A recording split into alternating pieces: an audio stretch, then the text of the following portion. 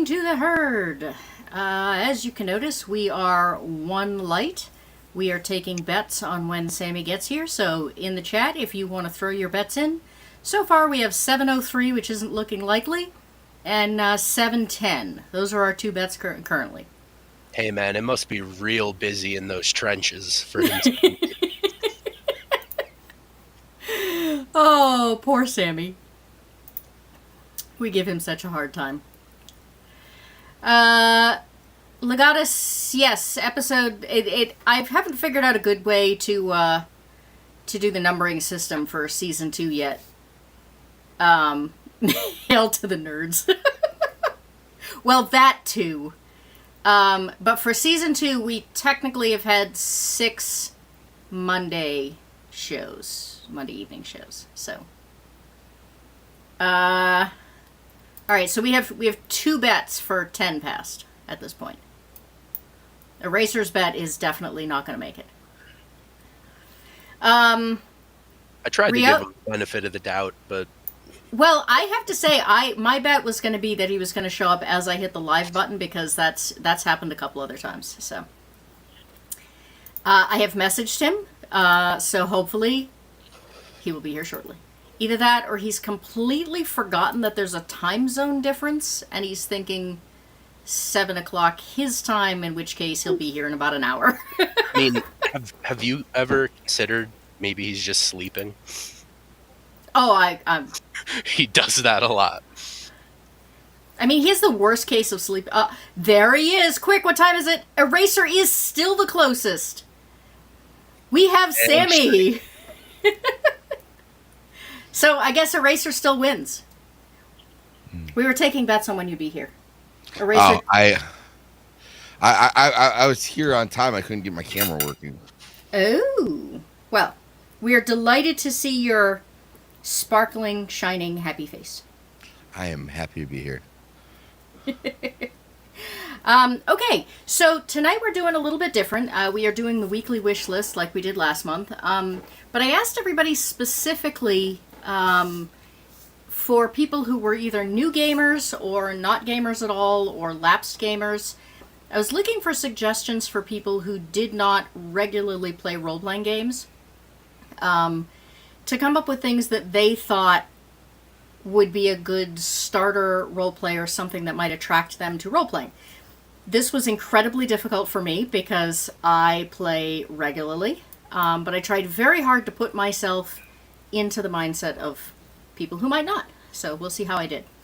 I would like to start out by asking everyone what it was you were looking for as you kind of perused all of the sites. Racer, if you want to start.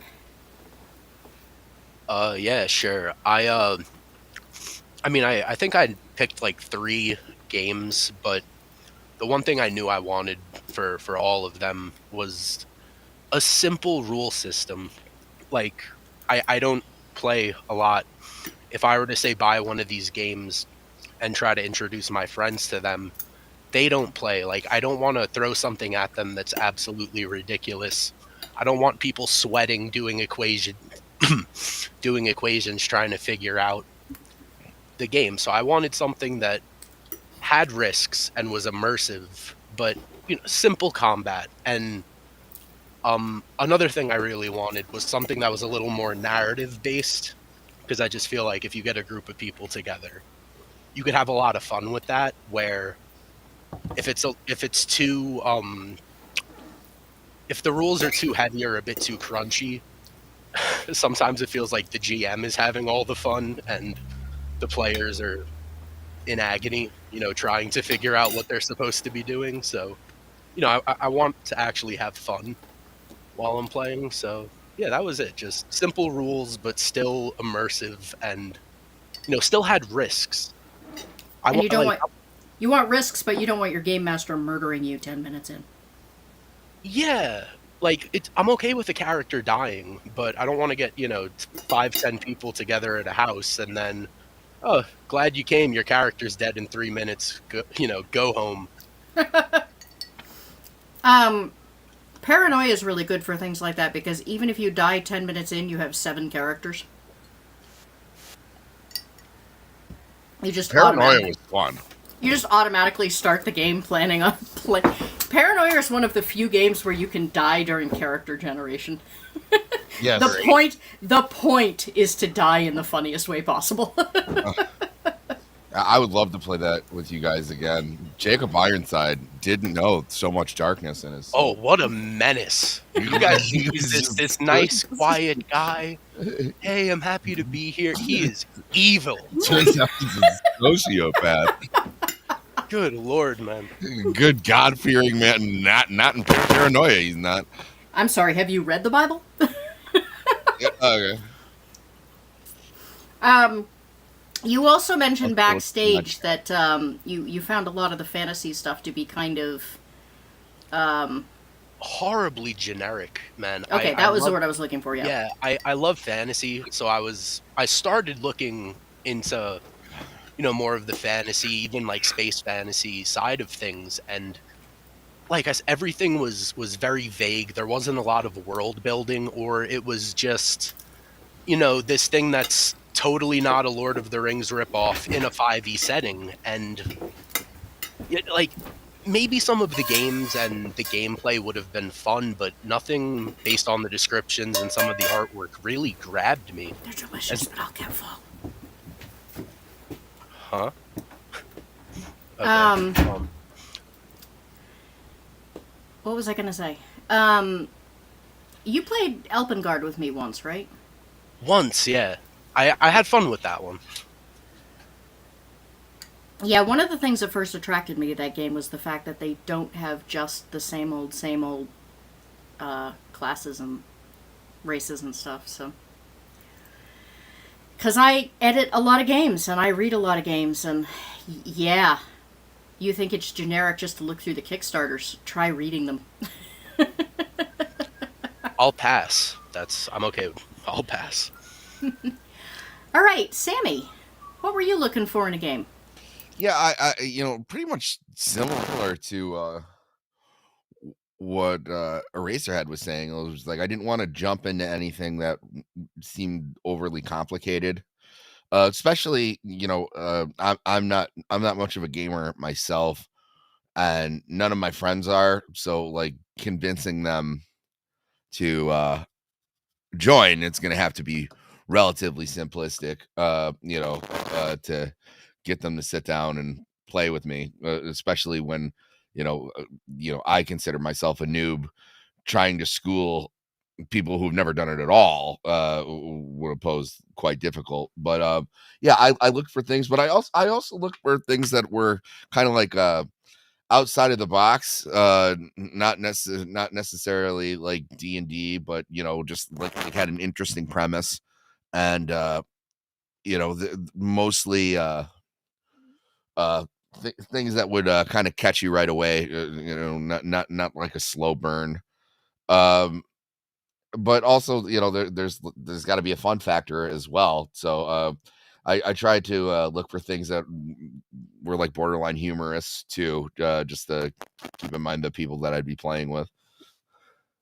So, like a beer and chips kind of game? Yeah, pretty much. Or, sorry, beer and pretzels. Most of the games I know that are really good beer and pretzel games come from the UK, and they call them beer and chips games there, so. I prefer chipsing. I apologize. I just realized that the reason Eraser was making what sounds was that Evie Mux had decided to change which mic I was using, so even though my headset was muted. So, my husband came in and just dropped a half a frying pan of home fries in front of me, and I was like, no, can't eat them too much. Jill, what were you looking for? So, you say that you play frequently. I have never played a tabletop role-playing game. And I'm well aware of the fact of what they are, and looked a bit into them yesterday and today. And so I have played role-playing video games like World of Warcraft, Dragon Age, Skyrim, and Fallout, but as I understand it, tabletop games require more creativity and depth and even acting and improv. And so, instead of just letting the computer algorithms do all the work for you and do all the rules for you. You've got to figure them out yourself, as Eraserhead and Sammy3P keep saying. You don't want to do too many calculations, so how can you get through these roles without doing too much math and everything? And so that makes sense to me.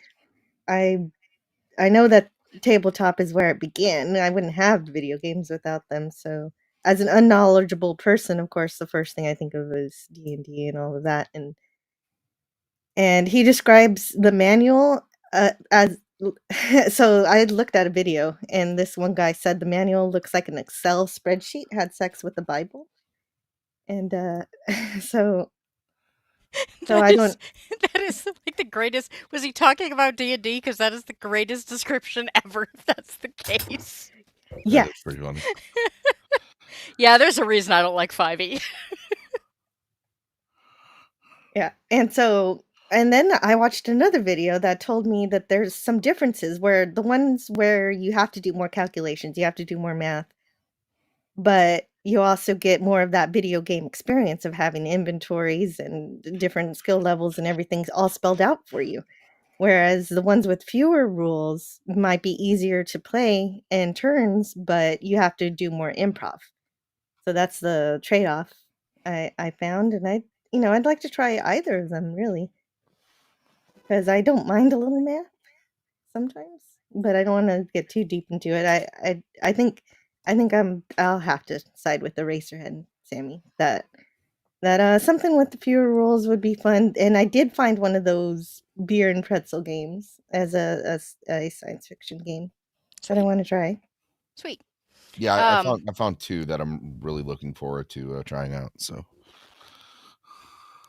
The fact that you did in-depth research into what a role-playing game is says you would probably like. Maybe not the thing about Crunchy is people tend to associate it with math, but Crunchy tends to actually mean more depth. So like the rules light games tend to be narrative, they tend to be kind of light.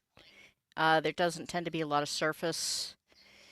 No, I'm saying that wrong. There doesn't tend to be a lot of dimensions. You're not going to get into like deep investigative mystery solving. Crunchy games, it's really a gradient. Crunchy games can have some math, but it also can just mean that there's a lot of complexity and layers to your character. Like you might have a surface goal and then you might have an underlying goal that nobody knows about. Um, Oh, mysterious. one of my favorite games is Cult, which is considered very crunchy because the character generation tends to take a long time. But that's because that means your character sheet is so thorough that you can do anything really smoothly through the game from that point on. I don't mind crunchy, so I just tend to have people tell me what they want their characters to look like, and then I make their characters for them. Oh, I think as a beginner, I might be intimidated by having too many choices. I would like my first game to be a little more limited, so not necessarily on the rails or anything, but something where I can, play without feeling like I have to be an expert at whose line is it anyway? I find that when I am starting with really new players, that either walking them through building a character one at a time, or, like I said, just say, tell me 3 things you'd like your character to do or have, and then I just do the work for them. Depending on how Yes. complicated the game is we're playing. Yes, definitely. If I played a game, I would want a good GM like that. That sounds fun. Yeah, there tends to be a tendency, so there's what they call session 0, and that's when the GM usually sits down with the whole group and everybody does characters, and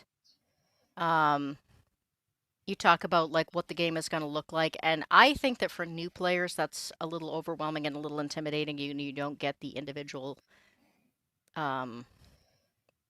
question and answer time that you would otherwise.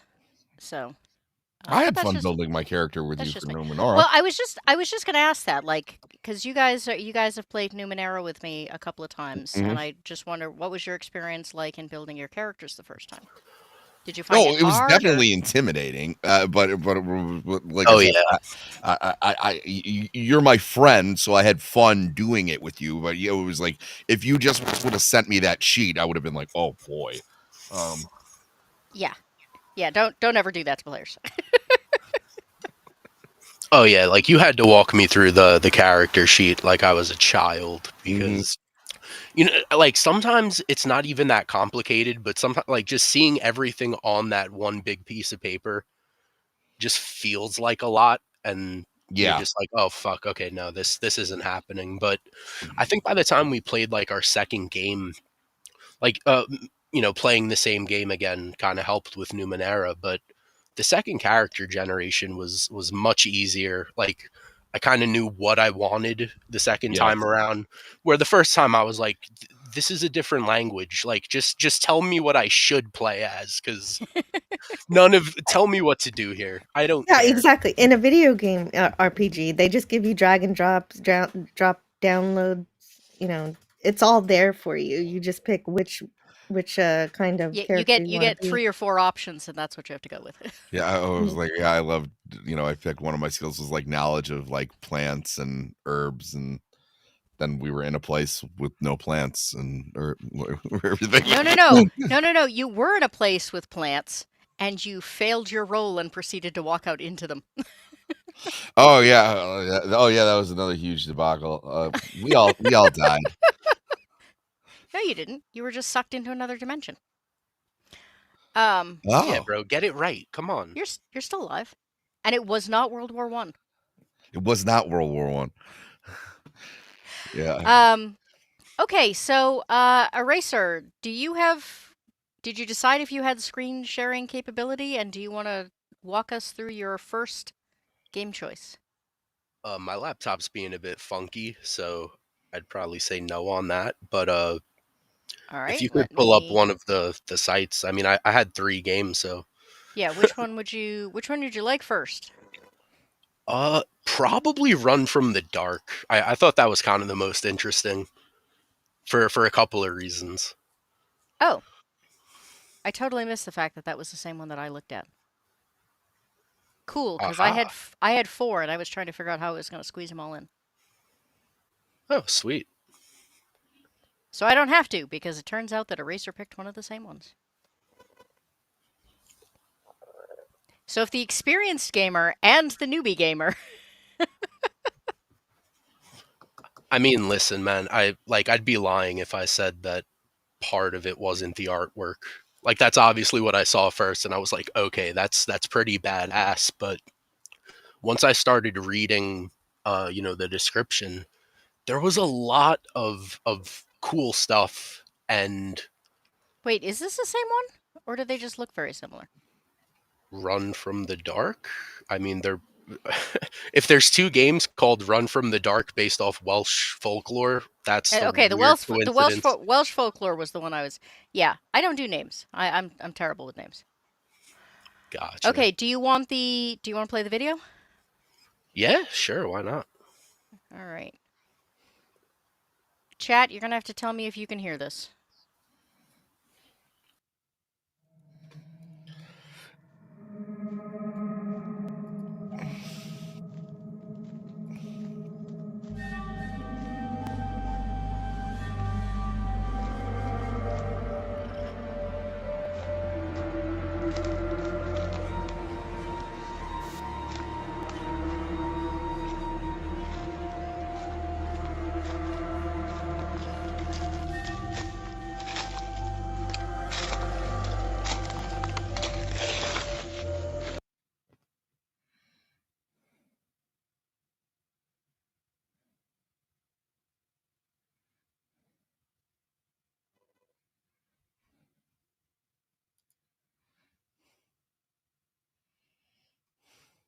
Totally forgot I was muted. I was saying that I have to pause this so that I don't get dinged, but does anybody else think the music is a little bit, like, stereotypical? I like the idea, but... Oh yeah, it's like stock horror music. Yeah, it's nothing, spectacular, but it gets the point across, Yeah, and I think it the does. description is actually far more interesting. I think maybe It the music only matters if you get a soundtrack to play during the game. Is that typical? That's actually a good point. Some of them, yes. Not all the time, but a lot of times stretch goals will include a soundtrack. Not usually the base game itself, but soundtracks can be a thing. The other thing is that if you do virtual tabletop, some virtual tabletop games will come with a soundtrack built in. Um, the reason I mentioned it is that I think we've gotten like Kickstarters themselves have become like a whole art form. Like you have to have the right art and the right music and the right thing to grab people's attention because there's so many of them. And I think this is fully funded, right, Eraser? Yeah, I think it's still active, but it's past its goal by a Right. long shot, But I I think. but I think it would have done even better if it had been a little less stereotypical. That's my opinion. But That's fair because I like when I was looking through the sites, there were a couple of games that I read through like the description, and the game seemed interesting. So I clicked on the video, and some of the videos were pretty poorly made and actually made some of the games almost feel like campy when maybe they were trying to be serious. So yeah, I mean that's a matter of, selling your product and presentation, but well, the problem is that it's now getting to the point where you have to ask for more money than you need for the game because you have to pay somebody to do. If you're a good writer and you can write a good game, that doesn't mean you can make a good video. oh Um, yeah, of course. one of the games that I am going to present later, um, I couldn't figure out why the cost was so high, and then I realized that his English isn't very good and that he was going to have to hire a translator, and translators make a ton of money. So a game that he might have published for 15 or 20,000, he needed 50,000 just to pay the translators.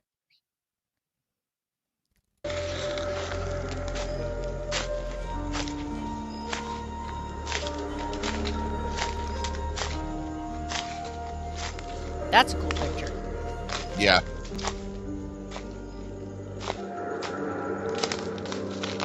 I would definitely play this for sure.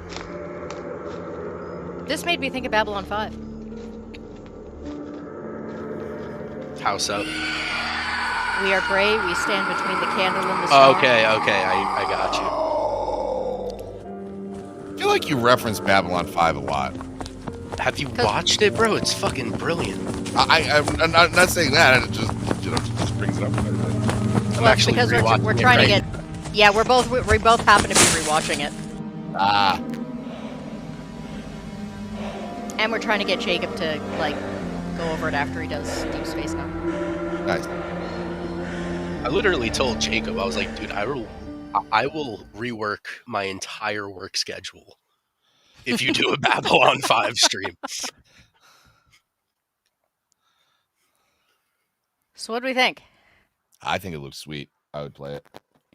Yeah, I think the artwork is really awesome. Some of the black and white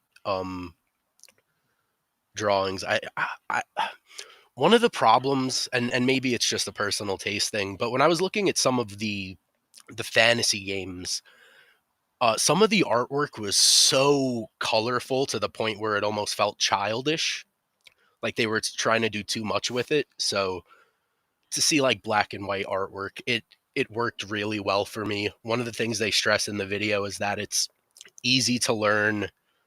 It's mainly narrative, and I think that would probably do better with people just getting into gaming because you could almost like you can tell them or like approach it as like turn it into a movie, like we're all characters in a movie, we're on some quest, we're doing whatever.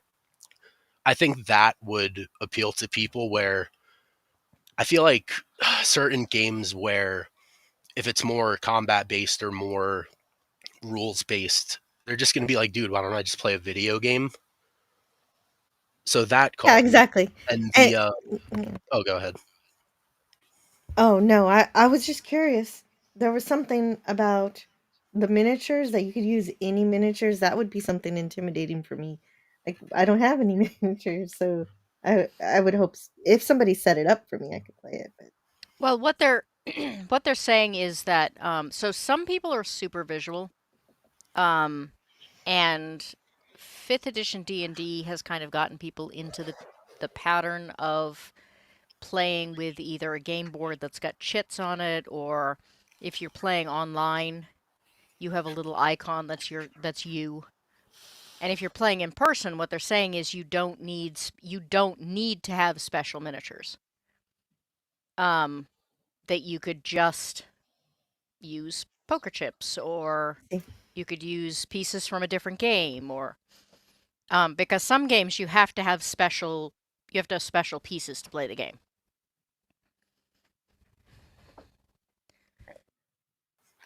I mean, if you had a chessboard, you could use chess pieces. true. Okay. Okay, I Um, got it. Okay, so you don't need them. It's just they're optional. yeah, I mean, I wasn't for I most of wasn't the clear. games I run, if I run them in person, you don't even need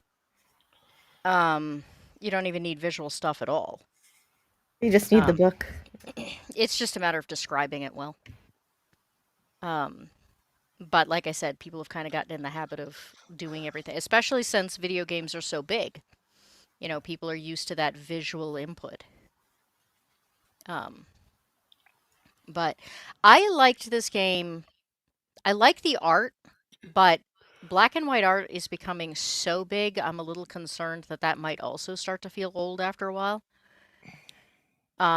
But I loved the fact that it's based on Welsh mythology, because everything lately seems to be built on either British or Norse mythology, and I'm like, there are Yes. so many other cool things out there.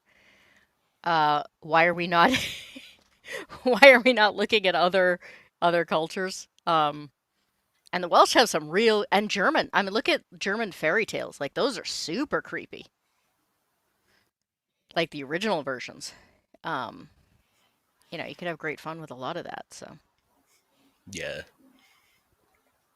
what do you think, Sammy? You said you'd play it, but Oh, for sure. Yeah, I would play it. It looked like a lot of fun. Little nothing wrong getting a little spooky.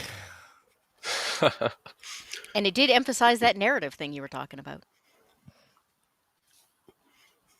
Well, one of the things I like too is in the description it says that, like it's run from the dark, but the dark is like a actual malevolent force Yeah, that I think does some type of damage to your health or your psyche or something like that. And I don't know, I like, I like games or even, books or movies where the environment is like a living, breathing thing that, Mm-hmm. affects the people around it. I thought that was one of the things that really sold me on it. The other thing that I noticed was, I mean, not that it really applies to me because I don't have any other games, but it says that you can use this as a horror setting for one of your other favorite role playing games. So Mm-hmm. I think that could be cool for someone like Goat that has, 1.5 million games chilling at home. I wonder how this is different from Shadow Dark, because Shadow Dark also, well, the dark itself doesn't kill you in Shadow Dark, but it does attract monsters to you, and they all have advantage and you all have disadvantage. So for all intents and purposes, if it goes dark, you die. Um, I'm thinking like Don't Starve, the video game. Um, I also thought the kind of, same thing, actually. Yeah, yeah, also has that kind of what's the monster in the dark's name? Charlie? sure. I don't know. I like playing Malcolm the best when I play Don't Starve, and Malcolm like has an actual relationship with the monster that is the night. And so whereas everyone else starts screaming when the dark comes and the lights go out, he just says, "Charlie, is that you?"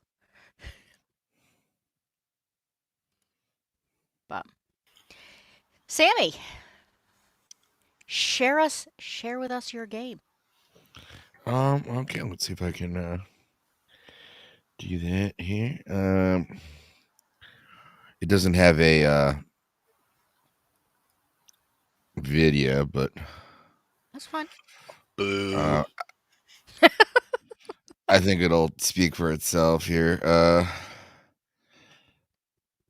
Yeah, my game's called Goblin Quest. This is definitely a beer and chips game. Oh, for sure. Just for yeah, so it's 120 pages with full color art from John Morris, and there's loads of ideas for great adventures leading up for game design. Looks like there's a lot more for like improv and everything, and then it also has like different like rule hacks and ways to play the game. One that I thought was hilarious was the Cthulhu files. You can go irrevocably insane as you uncover secrets men weren't meant to know. This is also like Paranoia. Apparently, you get Yeah. five characters to kill off. Play 5 Sean Beans in sequence, not in parallel, and an attempt to survive all the way through the end of the film. So very cinematic.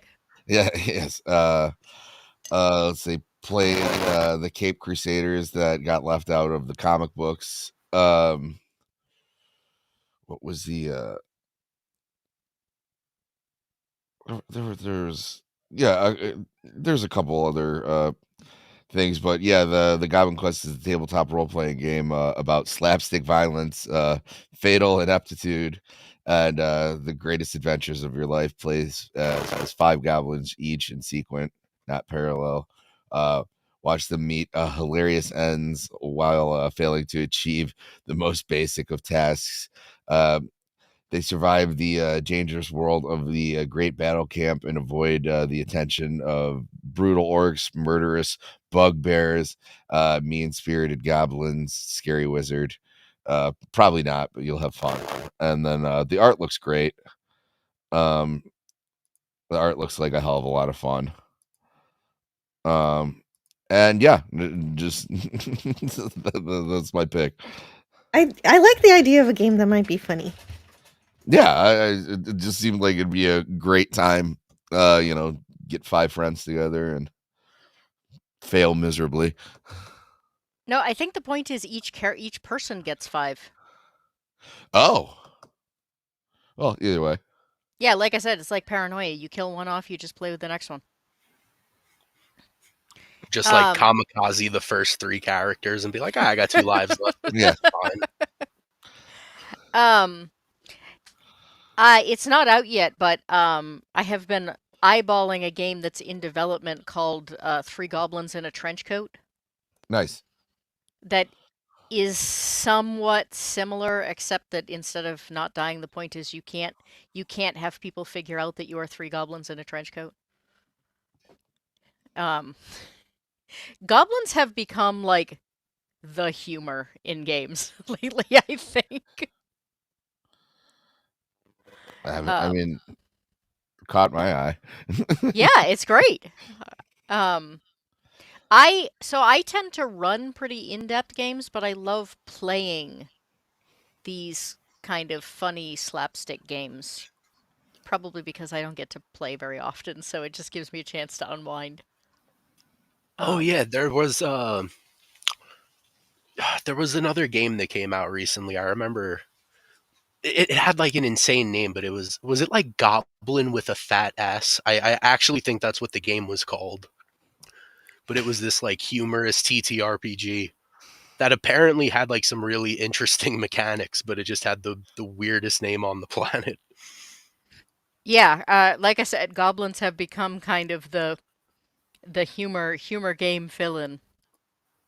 And it's just called I Goblin request Quest. that we play Goblin with a Fat Ass next time we all get together and play something. Sounds great. I unfortunately do not have a copy. If you want to play something like cartoony and funny like this, though, I do have a game called Invaders, which is hysterical. It is the only game like this that I actually enjoy running. I would love to try it. You are basically space goblins that are totally inept and are sent to Earth to help with the invasion of Earth, except nobody knows what they're doing. Love it.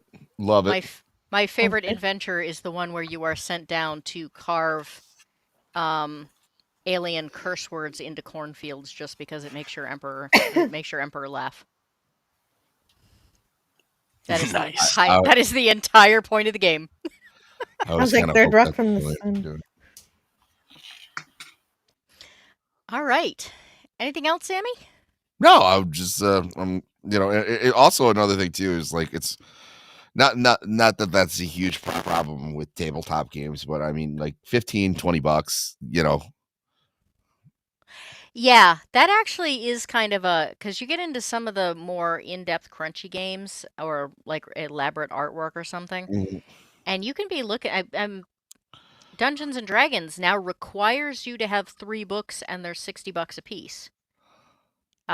If it's a game you don't know if you want to play or not, that's a huge investment. Yes, it is. And yeah, $25 or less is a great starting point for somebody that's never played before. Chat, what do you think about the goblins? I meant to ask on the last game too, and I forgot. I want some opinions from the people in the chat who are. Hello, Blaze. I was talking about invaders. It's one of my favorite missions to run for invaders. Never goes the same way twice.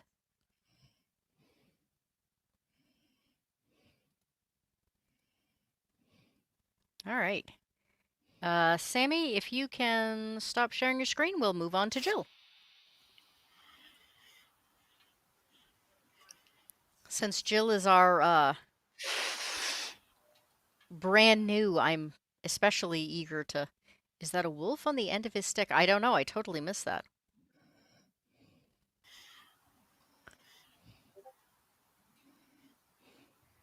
So, I don't know what's good or bad with these games, so I am basically looking at what looks pretty, and on the very front of Kickstarter was this one, and I couldn't ignore it because it just looks really pretty. It reminds me of it looks like, it feels like it'll be played like a video game because it seems to have a built-in story, and I like that this one advertises the different levels and the way to gain powers based on some weird mutations that'll happen to you throughout the game because of the storyline, and so there's some Cronenberg aspects to it.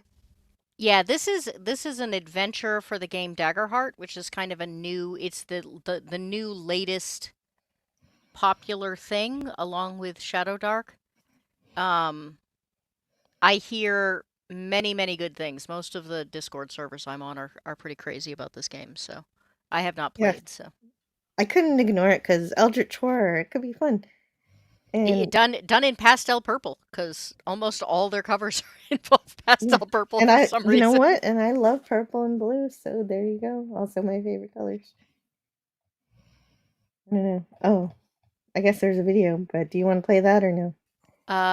If it will do sound, sure. Oh, did I share sound? I don't think I did. Let's see. Oops. Sorry. Yeah, okay. Gotcha. All right, take 2. Where is it? There it is.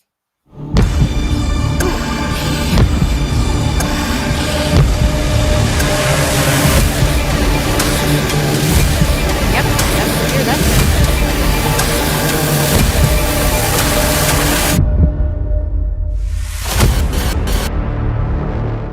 Drakenheim is a dark fantasy setting where a mysterious meteor has shattered the capital city, unleashing chaos, mutation, and supernatural contamination. In this adventure for Daggerheart that will take your characters all the way from level 1 to 10, 5 rival factions battle over the ruins, but it is the choices of your characters and their personal stories that will ultimately shape the city's fate. So why Daggerheart? That's because this system thrives on tension, emotion, hard choices, and a player-focused narrative, which is exactly what Drakkenheim has always demanded.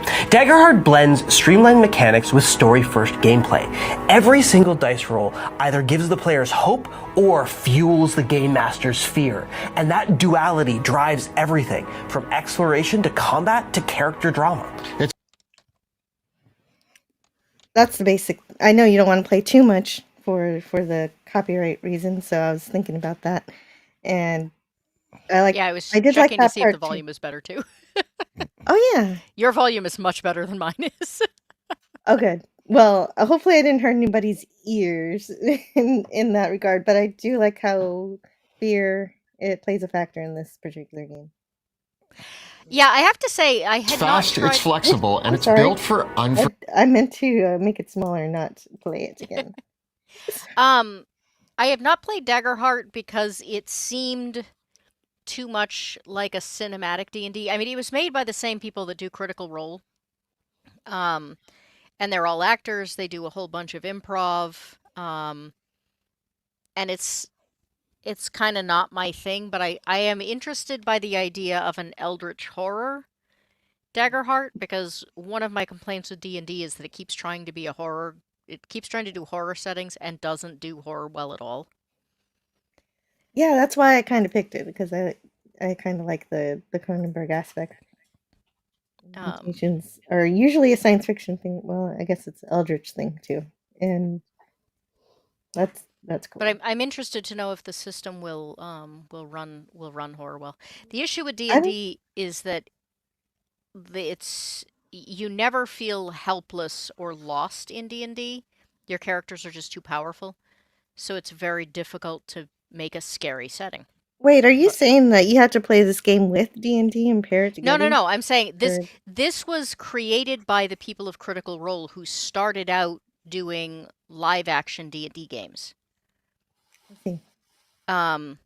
Daggerheart was made by them to try and make some changes that they didn't like to D&D, but still has a lot in common with it.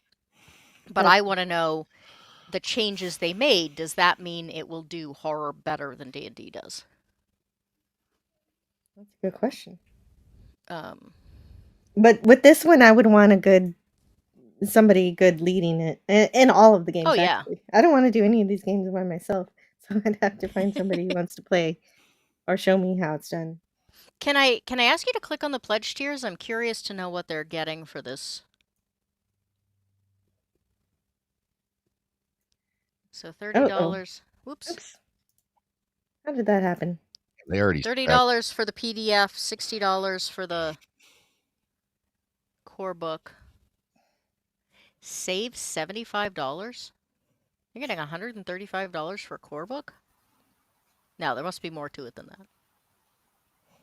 Well, I figured there was more to it because it looks like they come with a lot of pretty stuff. Like look at all the little things that you get. Oh, and it has automatic Roll20.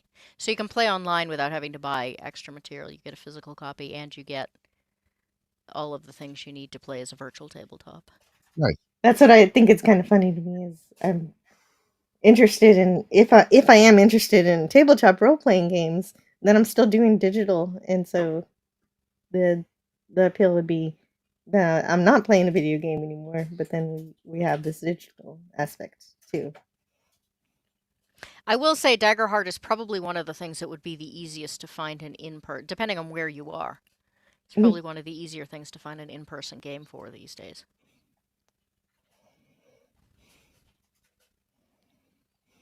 There you go. Oh, and I guess that's the... Ooh, they have a special edition hardcover. People go crazy for special edition hardcovers. And a little box to roll dice in.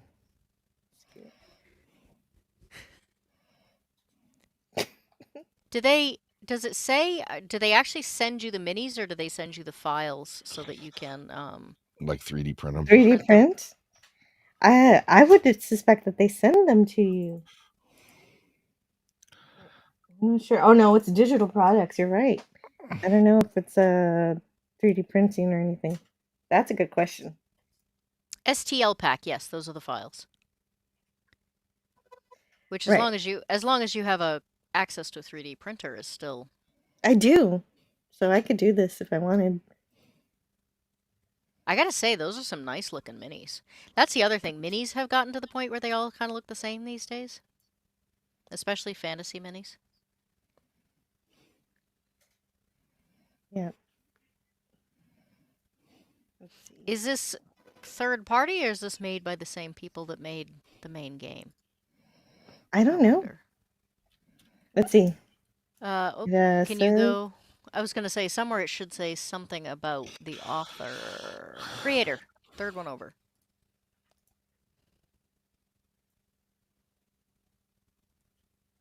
Matt Nope, Whit- it's third party, but they're a pretty big organization.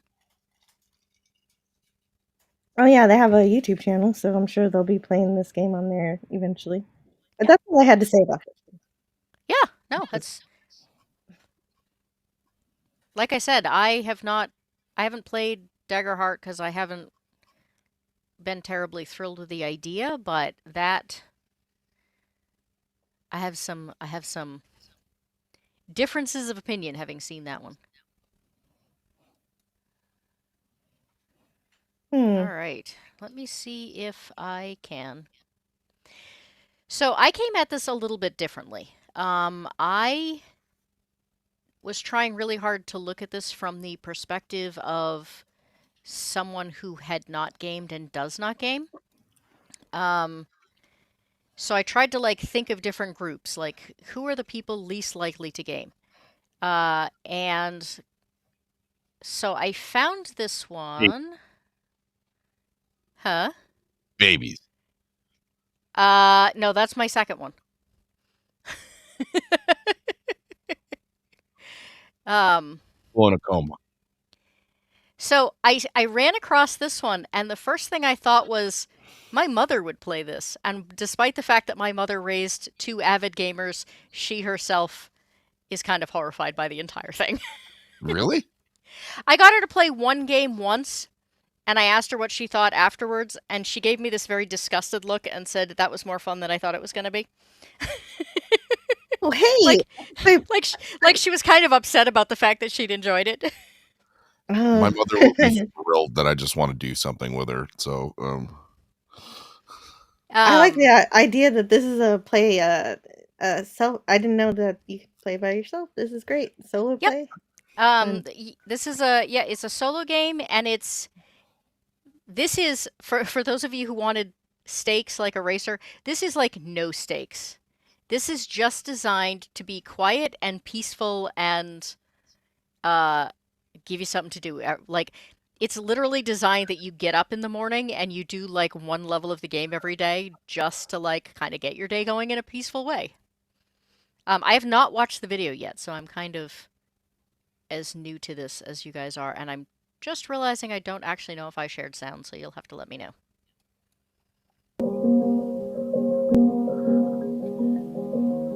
Yeah, you're good.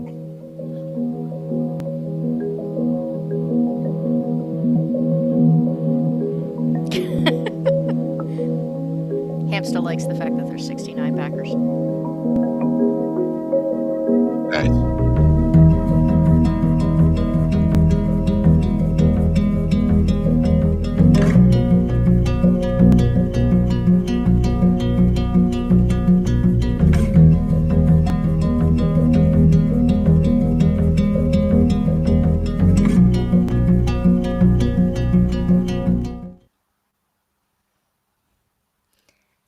So, yeah, it's just designed to be kind of this like soothing activity. The idea is that your grandmother has passed away and left you her cottage and her position as the village hedge witch. And so you just go and fix up the cabin and help people with their problems and explore the woods and generally live a no invading goblins. Apparently, if that's your cup of tea, you have the option to romance villagers. Rhythm. So wait, can- okay, maybe this is this like Harvest Moon? Not familiar. It's a video game where you just farm and you can have a house and you might romance and stuff, but it's just Well, mostly just yeah, those. Okay, I'm farming. familiar with those types of games. So those types of games, usually what they do is they give you like two choices, and if you pick the wrong choice, you screw up, and if you pick the right choice, then like things go well. This is partially a matter of making choices, but partially also random chance. So there are still dice rolls like you would get in a role-playing game. And you can go in entirely different directions. It's not like there's a right direction and a wrong direction. You can romance the villagers, or you can just raise a lot of cats. I was mainly interested in the fact that if they hit 4,500 on their goal, they're going to put all of the recipes. They're going to like make a little cookbook of all of the things that you can actually make in the game. Real life. That's Yep. really neat. Yep. I thought that was really neat. So they have 19 days to go. They have made their goal by $92, so hopefully they will get some more backers, at least hit their art goal, if not their recipe goal. I might actually keep an eye on it. It's supposed to the hardcover is only like $15. And if Oh, that's they not bad. get to the 4,500 thing, I may back it and give it to my mother for Mother's Day. But yeah, this is what the character sheet looks like. You have a certain number of days. You can pick up Banes and Boons. You can pick up inventory. You can pull things into your cabin. You can learn magic or not. I think if you just get the PDF version, I think it is supposed to be out by like December or something too. But it doesn't show you a lot about the art, but I do love the cover. Yeah, I dig it.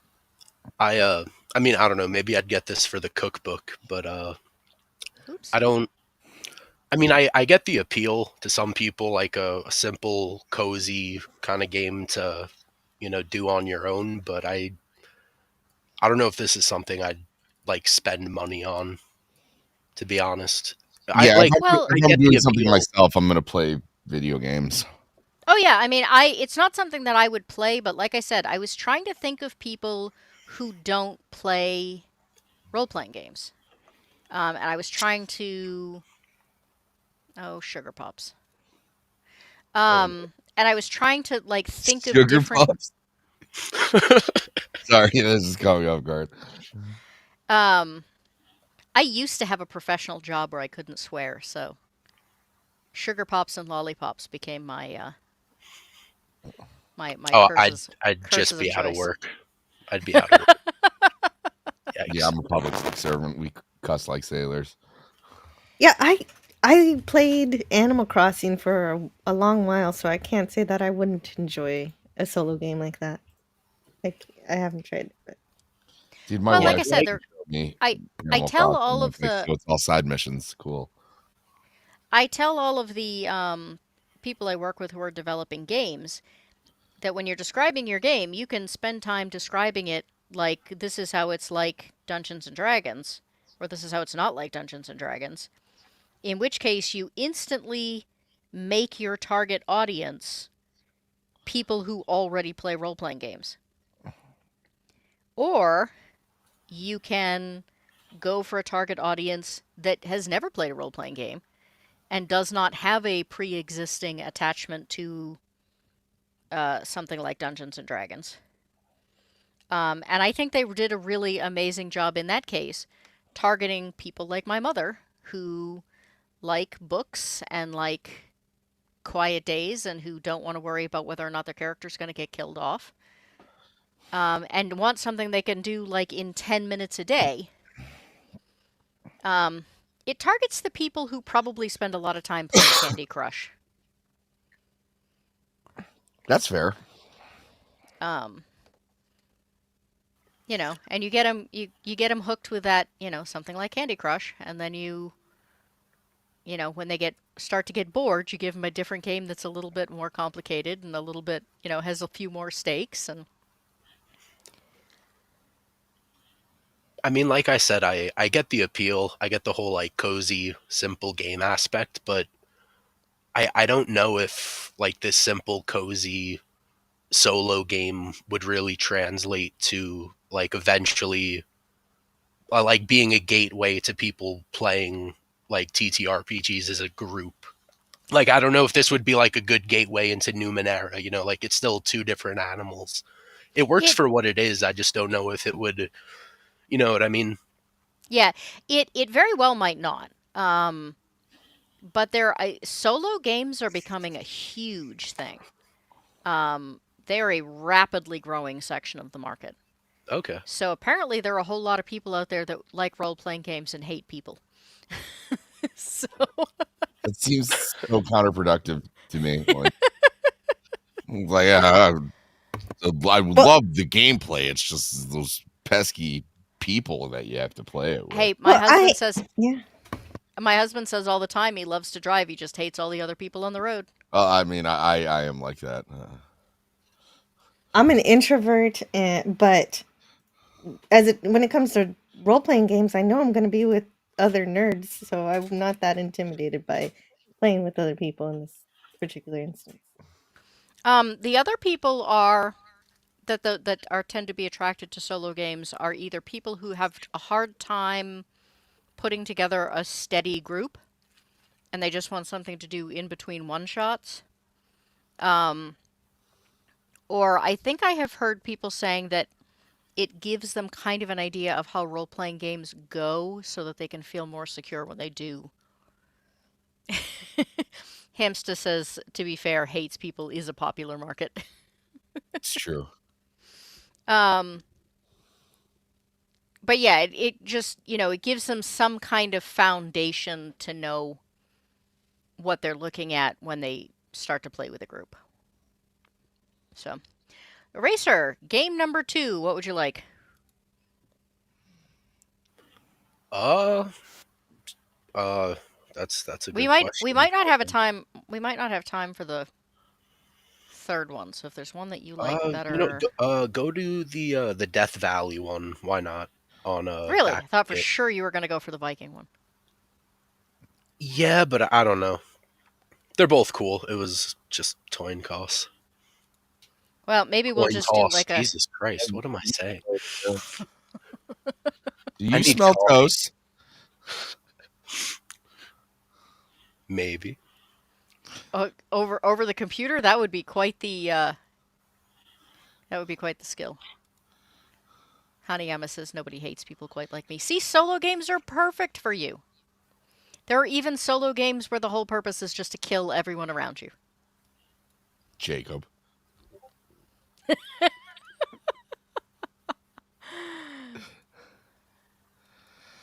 All right. Do you want the video on this one? I mean, yeah, if you could play it, I don't see why not. Yeah, this one looked cool. Back This one looked very in the cool. days of old, there was a place where death could not take hold. Among the rattlesnakes and buzzards danced a different form of dread. The undead. This place, mysterious and unkind, had left the order of the natural world behind. Stop me if you've heard this one before. I'm not here to tell your story anymore. You were there, after all, with the vampires, warm bloods, and thralls. Today, you have a grave that you won't use, and a body with life you aren't afraid to lose. You're folk that death cannot add to their tally. Welcome to the horror of Death Valley. Death Valley, a Western horror tabletop role-playing game. Coming to Backerkit, October 2025.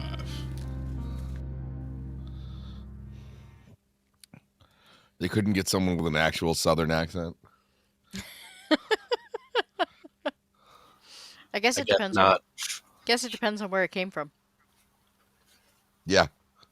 No, the art looks sweet.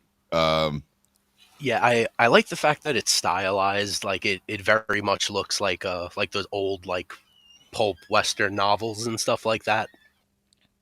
Yeah, there have been a couple of these coming out, and they both look amazing. This one looks great, and the one that I presented last month, which is also an Old West game, but it's um, basically like demons fighting over the Old West.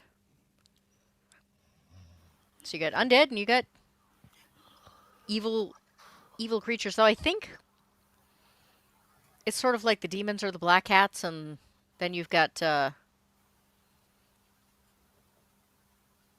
don't know.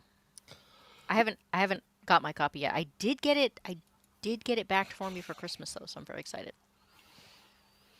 Cool. But it doesn't. This does definitely have a more distinctive art style than.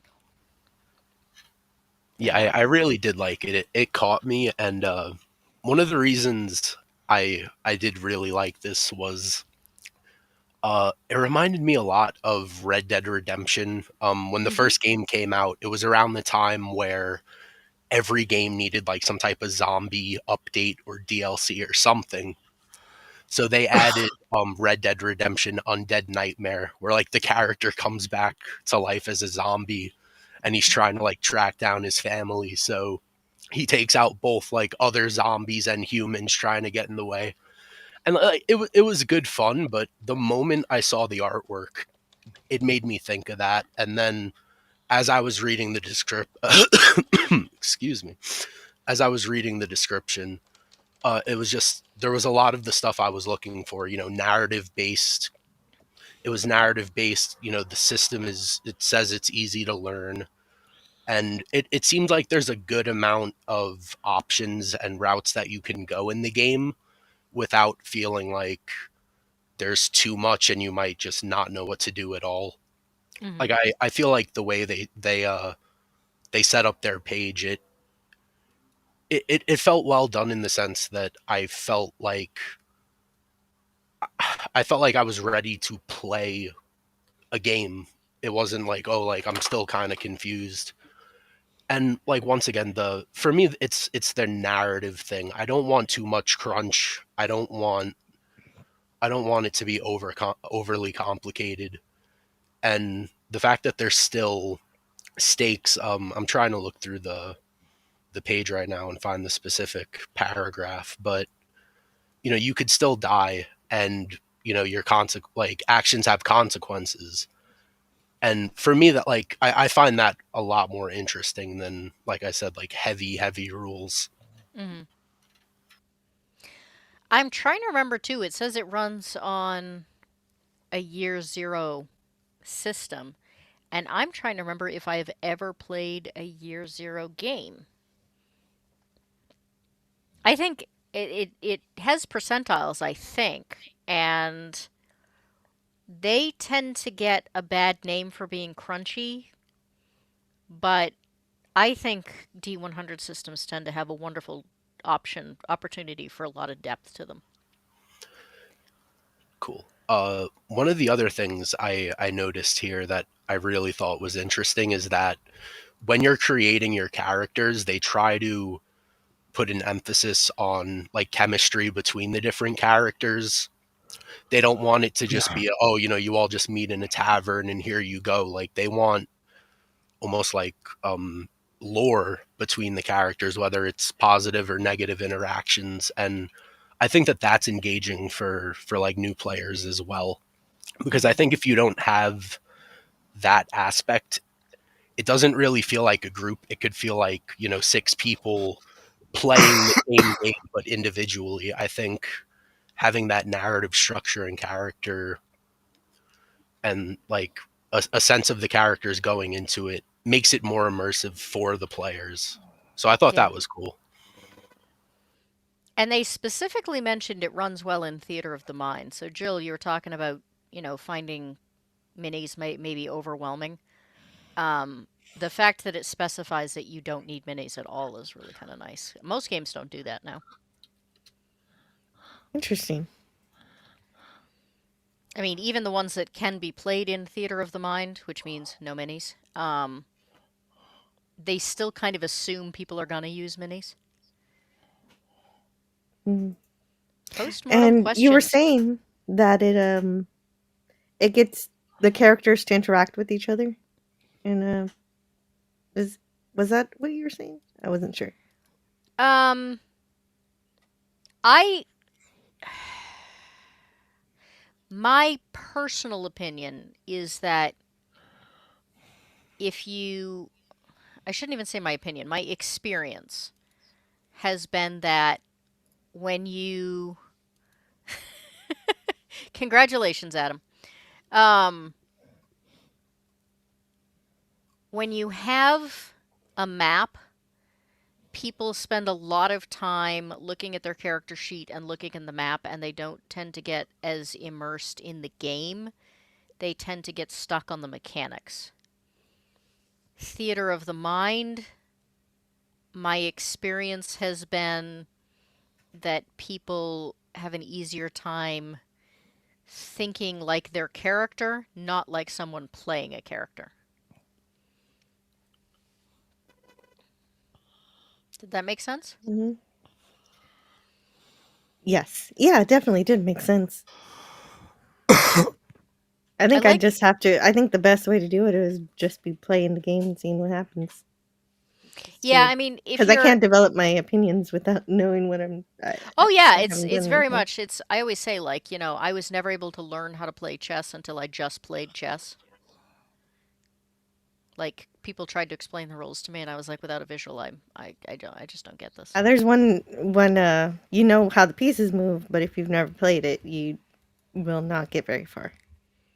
Yeah, and the other thing was I had a very difficult time even figuring out like I couldn't remember how the pieces moved from day to day until I actually saw them in action. I love this lore and the backgrounds of the characters. I saw a video recently that I really kind of struck true was that a lot of the games coming out these days feel very flat. They don't feel like worlds that actually have history and depth and people who've existed before you. They just feel like a world that was created for you and doesn't really have any substance otherwise. Sort of like if anybody's seen Coraline, the dream Yes. world that Other Mother creates. It doesn't, it was created for her and it doesn't really have any dimension when she's not there. I love this picture too. This is great. Sammy, what do you think? Oh, I would definitely be down to play this. It just seems like a cool world to immerse yourself in. But I always like creepy stuff. And this is I'm interested to see like the directions that this could go. I would play this in a heartbeat. So that's what, about $40 for physical copy? That's not unreasonable if the book is in depth enough. I wonder if they're doing prints in the US or if they're shipping. The shipping could get pricey these days. Ooh, they do cloth maps. I have a great love for cloth maps. The paper ones tear terribly. I think at the bottom of the page it says there's a $15 shipping cost to the US. Oh. Give me a second to look at the stretch goals and then I'll bop down there. Oh, well, wait, it's not in freedom units, so it's probably more like $20.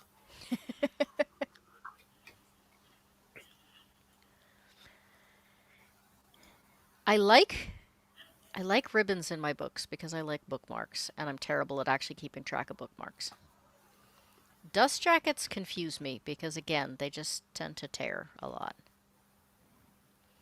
This Nightmares thing, now we're talking. And look, if they hit 90,000, it's going to have a solo adventure. So this also could be played solo if you hate people. Well, see, like, this is a solo game I feel like I'd be more likely to play, not, go forage for mushrooms in the forest. Oh yeah, the solo games are being made with every genre you can imagine. I do love a Game Master screen. I would probably get a physical copy of the book and then an add-on of the Game Master screen, because. And I gotta say, I have never owned a set of bullet dice. They're one of the few things that, should be in my collection that are not.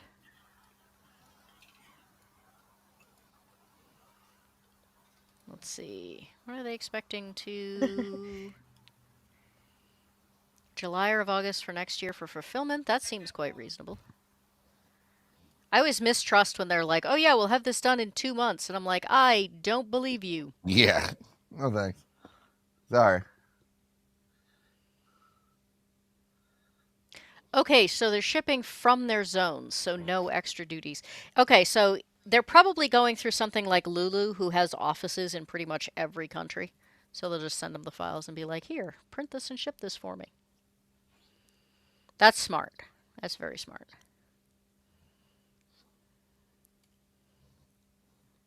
Looks good. I'm a little interested in how it differs from... Oh, Brainspez. Silverlock was talking about another game that he said it was the last... Here we go. Deadlands. Haven't heard of it. Deadlands is an older game that has a bit of a similar theme, but I have heard from a few people that it can be a little cartoony, but that may just be how people ran it too. I'm not sure. There are a lot of people out there that take games that are intended as horror and they turn them into comedy games. I have never been able to get into Call of Cthulhu because the only people I ever knew who ran it...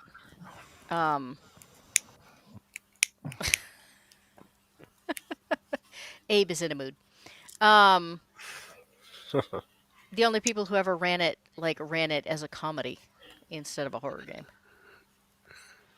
And darn it, I want horror. If I'm going to have horror, I want real horror. All right. Sammy, before you need a nap, do you have another game? Yeah. This one came across a bunch of different websites that I was on, and the art really spoke to me. I really dig it. I think it's just the art is beautiful, and they said it's relatively easy to jump on. It only uses 6-sided dice, which I figured wouldn't be too intimidating for if I was trying to get people to join. And hold on. You probably heard of it. The game's called Mouse Guard. And I'm trying to remember. So there's Mouse Guard and there's Mouse Ritter. And I'm trying to remember because one or the other of them has been suggested to me more than any other game. But I'll have to see the cover before I can. I'll share the video, but the art just looks excellent. Mice struggle to live safely and prosper among all of the world's harsh conditions and predators. The Mouse Guard, a selfless group of cloaked mice, keep the common mouse safe from predators, weather, and the wilderness. They patrol the mouse territories to allow mouse civilization not just to survive, but thrive.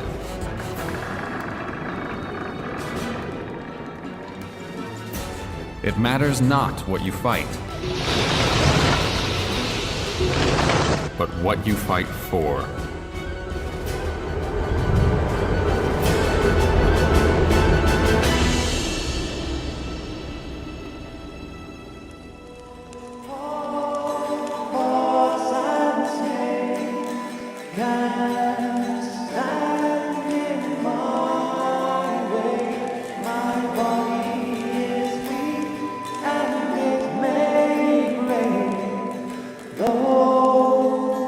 Not today.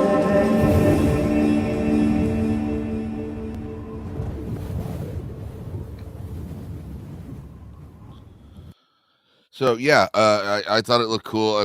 Also, there's like there's comics also, so for Nice. more world building and everything. So they said it's a pretty easy game to jump into, and like I said, I just think the art just looks awesome. Yeah, it was really different. Does it have pictures from the actual book? Yeah, hold on, I can click on the.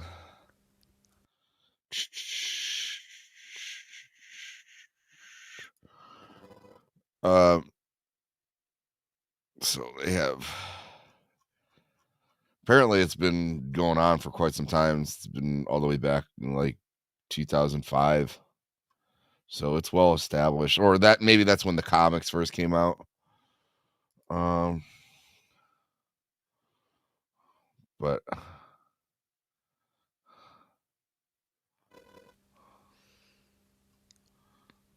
Anybody here ever read Redwall?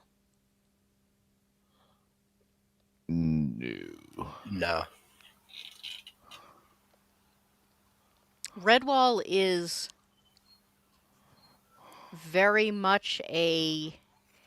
It takes a whole lot of the really classic fantasy tales and redoes them with mice. I don't know. I'm just a sucker for mice.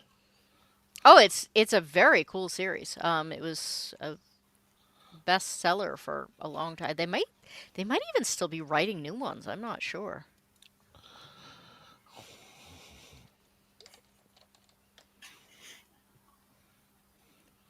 I mean, I think Um, this looks pretty cool, man. Like the art's cool, and it's I don't know how the gameplay is, but maybe because it's cute mice, like this feels like one of those games you might be able to get like, kids to sit in on and be like, Yeah, oh, this is kind of cute. This is cool. I can maybe play this. Like if you're yeah, trying to get your kids or a younger audience into it. yeah. They said that you can get it's like 12 and up. Okay, cool. yeah, that was kind But of why I asked. Was Redwall was one of those books that, I mean, it wasn't Harry Potter, but it was one of those books that like kids who would never read anything else came out, and suddenly they'd read Redwall, and this kind of reminded me of that. yeah, I'm definitely gonna check out the comics too. Just see what the fuss is about. But yeah, I might pick this up. And they said it's an easy pickup. You can use a 6-sided die. Not that that's like a deal breaker for me if you have to use a D20, but I'm just saying if I was trying to get people who don't normally play, I feel like that would be a little bit less intimidating. Yeah, when Um, you've got them right on hand. mhm. A few games coming out nowadays that do a deck of cards too, for that exact reason that if you've got a deck of cards floating around. Welcome, Molly. See, she knows Redwall. I'm not. I'm not totally alone. It's good not to be alone.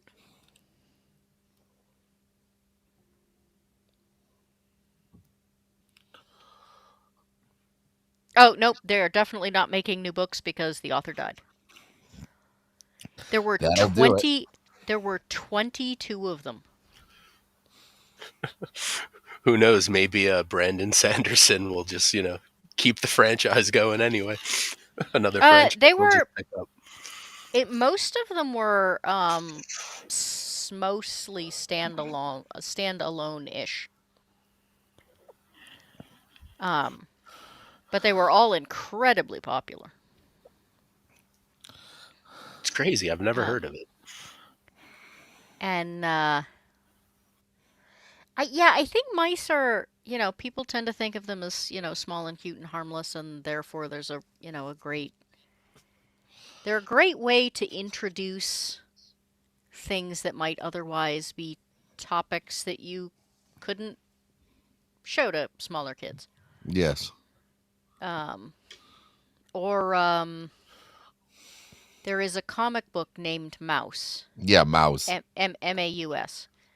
And for anybody who's unfamiliar with it, it is a guy who had an actual conversation with his father about his time in the death camps in Germany because he was Jewish. And the only way he could process this conversation with his dad was to make a comic book where everyone was mice. Well, yeah, the Jews were the mice and the Nazis were cats, and was yeah, it's very interesting. Even with that premise, it's still a very tough read. Oh, it is. But it's brilliant. Yeah, that was a Eisner Award winner. Can you scroll down a little bit more? I'm curious as to Yeah. what else is on the...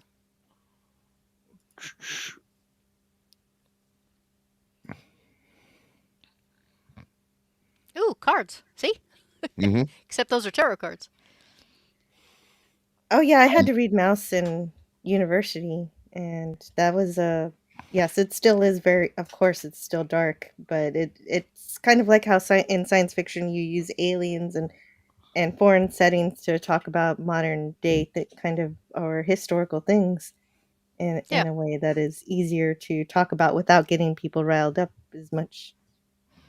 I might be getting that frog tea. I really like the fact that the art is very different and yet somehow fits together really nicely. Yes. Yeah, I mean it's gorgeous, but like it's definitely stylized. It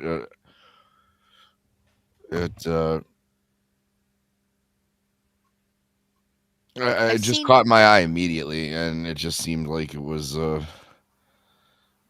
from all the research I did looking it up, it looks like it's a very, very approachable game. So yeah, what's the price on this one? I mean, I assume the $300 art piece is probably not something we're going to jump into, but I mean, so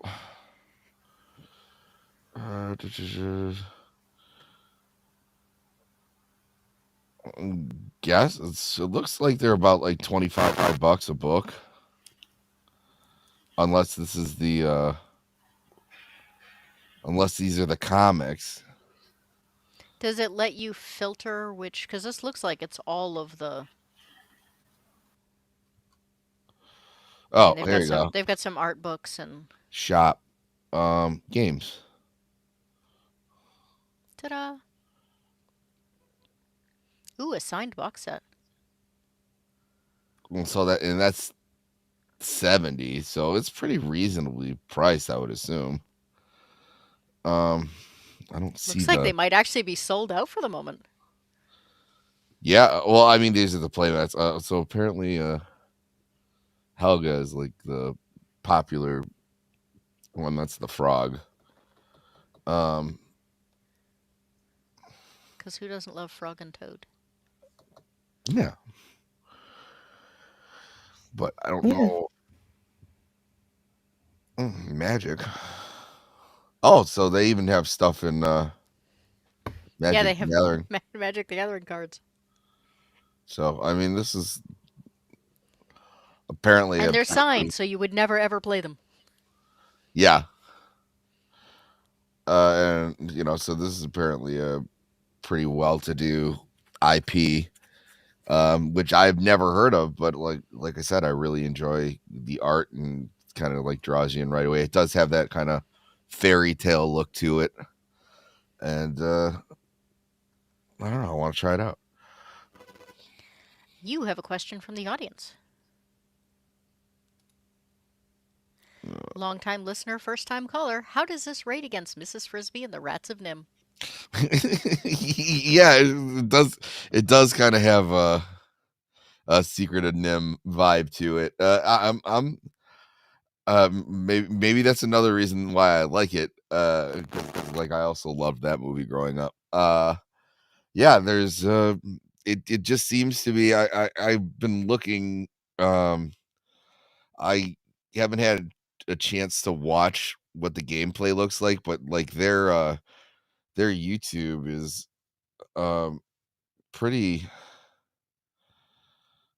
extensive, where it just has all these lore videos and different ways to play it. Um, and of course the guy's like showing his art and everything. So like, there's a plethora of things to look at, and I'm sold on any game that makes somebody use the word plethora. I love that word. Nobody ever uses it. yeah, I'm a fan as well. But it just seems to be pretty dense with lore.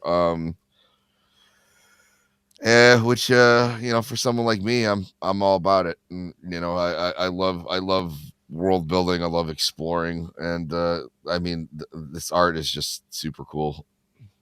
So Yeah, it's really neat because a lot of times when you get games that have really in-depth lore, they're really complicated games. yes, So it's and nice to see kind of a lighter-hearted.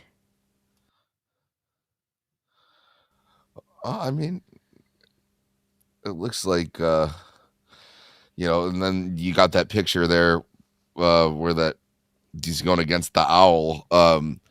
I don't know. I feel like it has the ability to get serious, but so I'm very interested. I'm gonna check out one of the comics for sure, Yeah, and then I'll be interested to see how you like it. yeah, because I mean this, but I the first thing I did was I just looked. I looked at like different lists, like approachable tabletop RPGs or RPGs for beginners, and this one was on every single list that I looked at. So People love their mice. I do, but I guess you pick up the gameplay really fast. So and that's basically what you want, right? It was you want to be able to pick it up and hit the ground running. Now the question is, would your friends scoff and roll their eyes and say, "I'm not playing a fucking game about mice"? No, my friends are all geeks like I am. I mean, I have friends that are geeks, but I also have a lot of friends who are military geeks who definitely would do that just because they're too busy being macho. Yeah, but the second I was like, it gets violent, and I'm like, okay. Right. Has anybody seen Watership Down? That is a violent war movie about, or book about rabbits. Yes, The book is that better. Yes. that movie scared the crap out of me when I was a kid. Have you read the book? I have not read the book. I've been The meaning book, to read the book. the book might scare the crap out of you now. I'm down. I was thinking about it the other day. I think I have literally read Watership Down more than any other book in my life. Really? Yeah, Now I I reread have it. to read it. I reread it every 2 to 5 years, and it never gets old. I'm like that with Yeah, Salem. Fiber and Hazel. But all right, Sammy, anything else, or shall we move to Jill? I want to make sure that Jill gets her time. This is I was excited to show you guys this one though. I thought that I really like I said with both of those games, I'm definitely going to be playing what is it The Goblin Quest. Like it just that one just feels like a no-brainer, but this one seems to go on a more serious tone. Even if it is mice, but I don't know, it just kind of spoke to me. But both of those look like certain games that I will be owning pretty soon. Yeah, they look like wonderful games. Yeah, I would totally play that. I as someone that loved Reepicheep from Narnia, I have no problem playing as a mouse, dude. That's Yeah, cool. dude, I'm right there with you. It's just like, and it just makes it look so cool. And like I said, the lore looks very expansive and elaborate, and if you can find that in an approachable game, no wonder it's been going pretty hardcore for like 25 years, 20 years. My brain already has so many adventures in mind that I could run for that. All right, Jill. Okay, Sammy- so So I want to apologize for the first game. That was just me being a beginner and just getting trapped by the pretty pictures. Like, oh, look at this. This looks That's pretty. all But right. this I one, mean, what this speaks one. to you is what speaks to you. Yeah. So, but this one, and then after that, I thought, what would I actually want to play? And so, of course, I'd want to try a Star Trek game. So I ended up looking for sci-fi on Kickstarter, but I ended up finding more of a space pirate game. So maybe more along the lines of Firefly is how I'd want to play these. Look, beer and pretzels. Yeah. Yes, yes, yes. I wanted well, and I was very much as a beginner also attracted to not too serious science fiction. So that also helped me realize that this might be something fun. And so as a potential beginner, I love math and physics and science, so I wouldn't mind a crunchy game, as you guys call them. But I like that this game takes those elements out just so I could give this kind of gameplay a try, just for a basic science fiction game to just get my ankles in the water. So, Elflair Games has a game called 13 Parsecs. Um, and it has different ways you can play, but one of them is like space truckers or space pirates. I wonder if you could start, like, if you had a bunch of new players, start with this game, get people, like, into role playing, and then, like, transition the same characters into 13 Parsecs once they're ready for a more serious.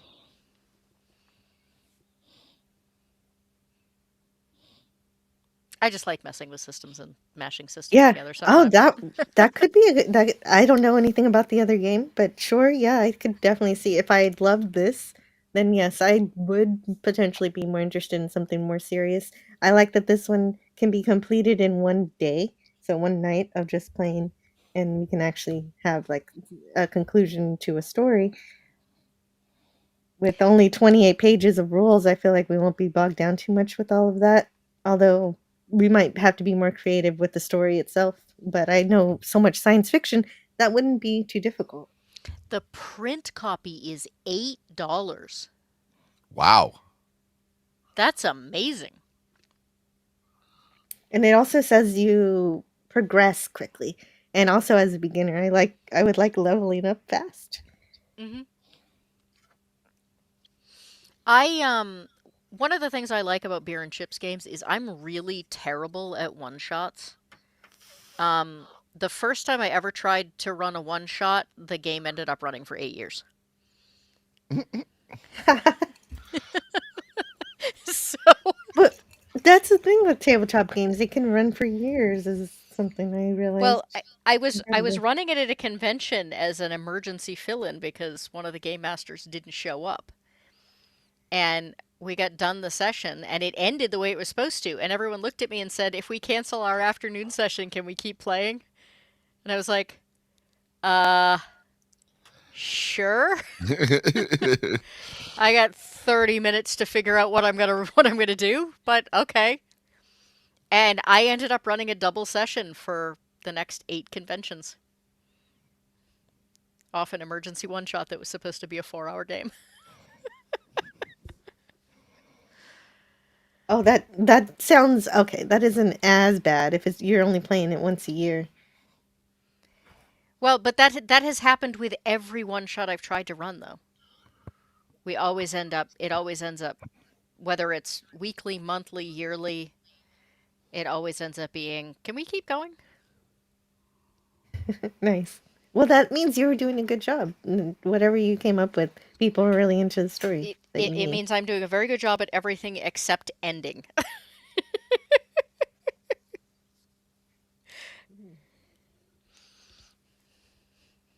I need to get better at And giving people a sense of closure. yeah, well, I have that trouble too, just with my live streams. So this one, I guess, this rewards you for being a scoundrel. Essentially, I guess you can do whatever you want. I like Firefly because even though they are criminals, they have a heart. So I would like to play this game, but they still have a heart. Yeah, they're not. Scoundrel doesn't necessarily mean bad guy. Yeah. So Elite Scoundrel is what? Print on demand copy, PDF copy. You get added to the thank you page. So I guess the extra $5 is basically getting added to the thank you page, but I mean, seriously, even a short book, $13 is an awfully. I mean, that's about what I'd pay for a short, like a 30.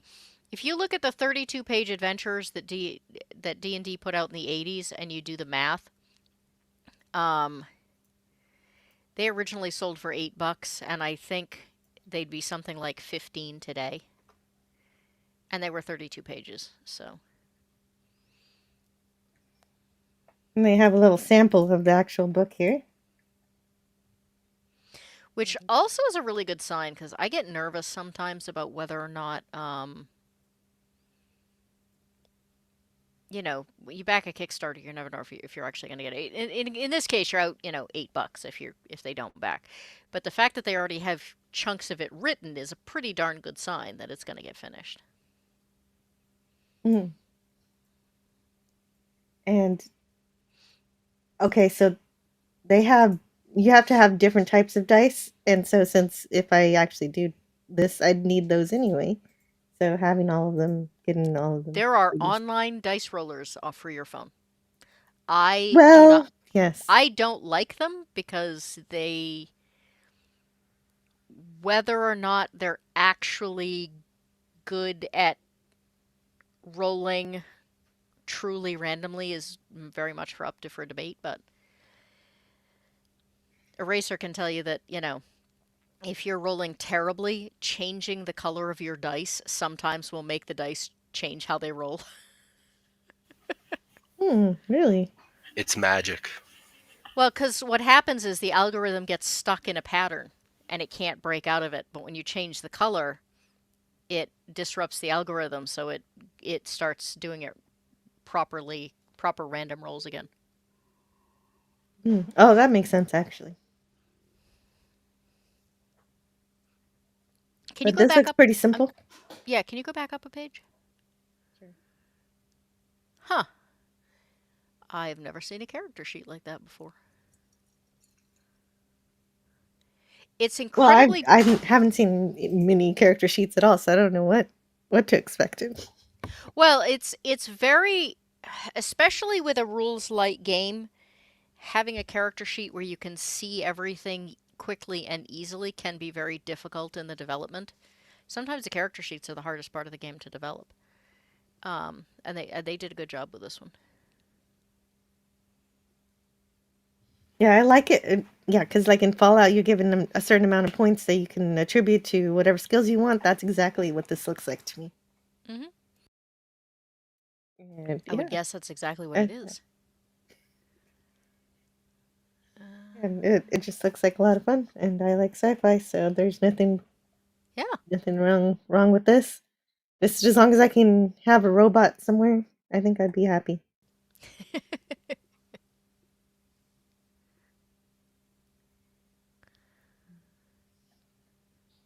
I do like the fact that they have you pick your name last. There are so many games that are like, the first thing you do is pick your game, and I'm like, I have no idea who this character is going to be yet. I cannot pick a game. Mm-hmm. Or a name. And that's all I had to say about that. Please excuse the fun, happy family sounds coming from the background. I like this. The art has been kind of neat. I mean, I just like black and white art, but this one on this page especially, I really enjoy. Yeah, I'm sure that helps with the immersion. I'm sure there's more art within the book that'll help with that. But I don't know a whole lot about it, so about playing these games at all. But this one looks like my kind of game. Yeah. I mean, I am totally convinced that role-playing games are very much like books. If you don't think you like them, it's just because you haven't found the right one. Eraser and Sammy, what do you think? I mean, I'm pretty cool with it. The artwork is awesome. I do get now what you're saying though about how there is a lot of black and white art Yep. But it looks really good, and I love sci-fi. Uh, once again, as long as the rules are easy, I think that's what matters most for people just starting out. And I know a lot of people that like sci-fi, so this would be a good one. What was it, like $8 for the game or something? Yeah. Yeah, Um, that's awesome, dude. the other thing is that again, I read a lot of games. Um, and one of my complaints right along has been that for some reason, even with the glut of indie games coming out, science fiction is really getting overlooked. Next month is supposed to be my science fiction panel, and there's only 2 people per panel now. And I had a hard time finding games. So it's yeah, I like the fact that you were able to find. So one of the reasons I was saying that I was betting that you were gonna do sci-fi games, and I was really looking forward to it because I had such a hard time finding them. I have a few more sci-fi games, but I know we don't have time for all of them. But I also I saw Tiny Frontiers, and then and I also found Nibiru, which was interesting because it said a science fiction RPG of lost memories, and I really like Quantum Leap, Ooh, which is that sounds a cool. man with a Swiss cheese memory. So I like that idea. You'll have to give me some links once we're done this. Sure. Okay, so I had a couple more, but I'm gonna go with this one because the other one I had a few concerns about, and this one I didn't. So, I stopped my screen share. yes, perfect, thank you. Um, the other thing is the other one I mainly had up because I wanted a kids game, and I think we've managed to have a potentially family-friendly game already. So this is called Heliosail.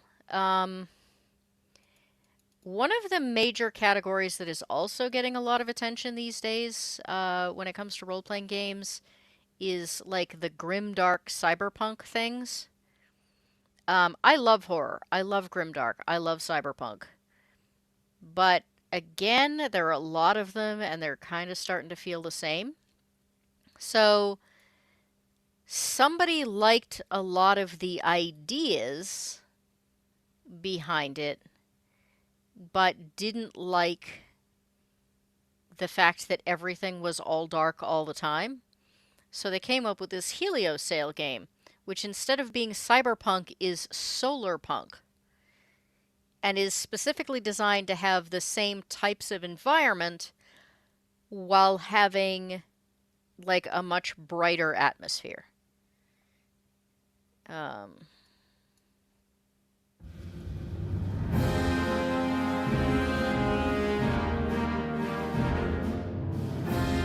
Do you want to be the captain of your very own space vessel, sailing the solar winds and exploring the starry frontier?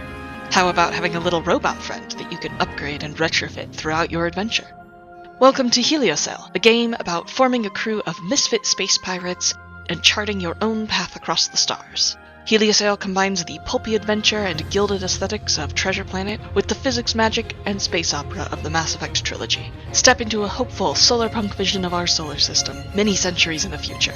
Robots with plants inside them, glittering gold-studded Art Nouveau buildings, and solar-sailing ships with photosynthetic sails are all ordinary parts of your world now.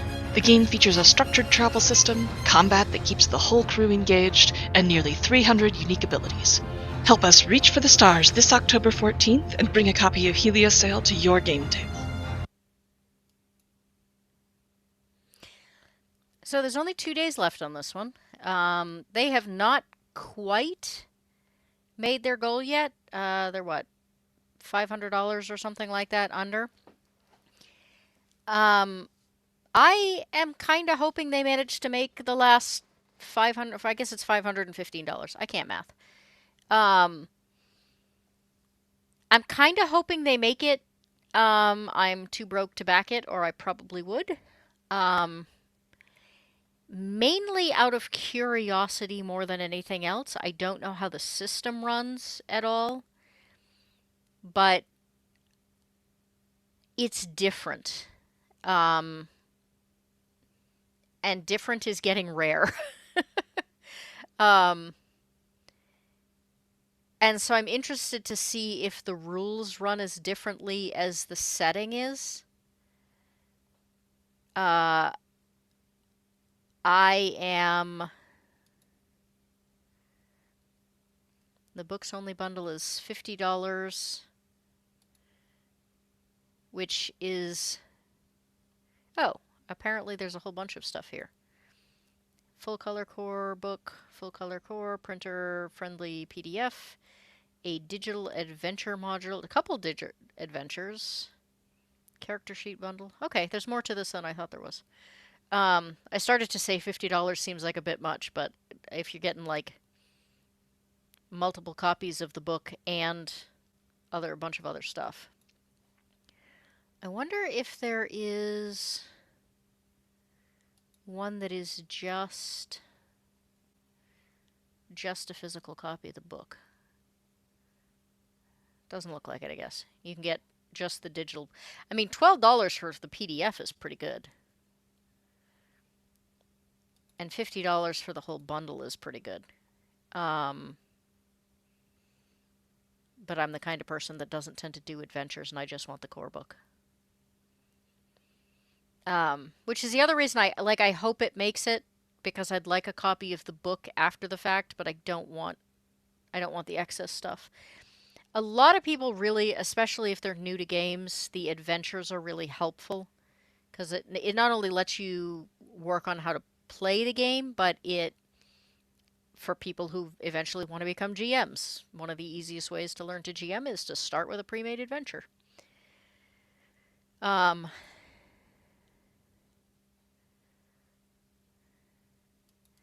did not actually look this far down. Ancestry. Humans, sirens, anthroparian. I don't know what that's supposed to be. Looks kind of like a robot with a human mask.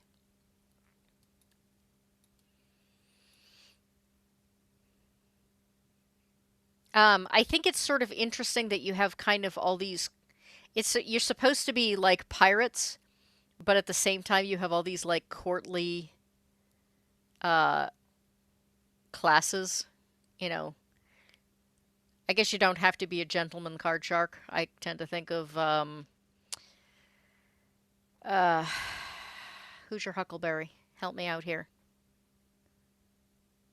I'm having a brain spaz.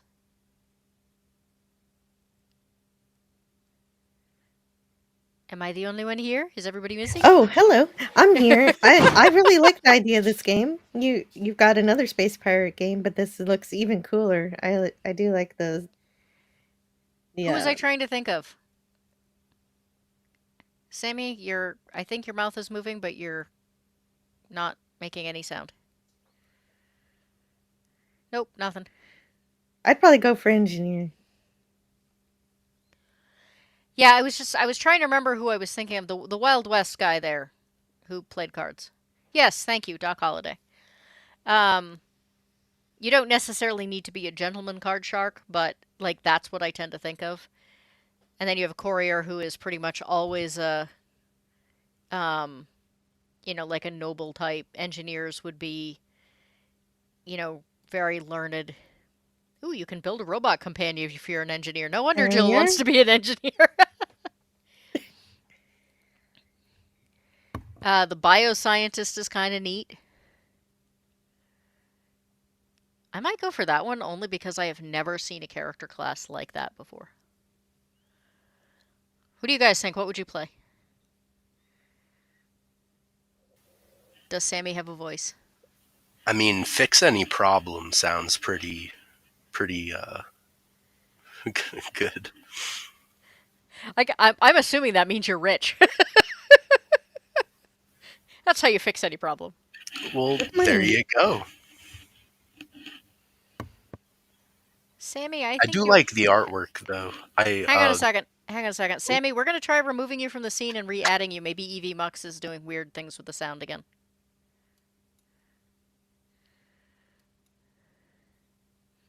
Any luck?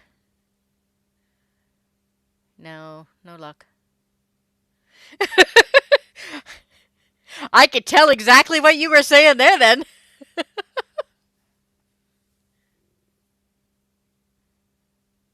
Leave and come back? Is that what you said? Okay. I gotta say, it's pretty easy to read his lips.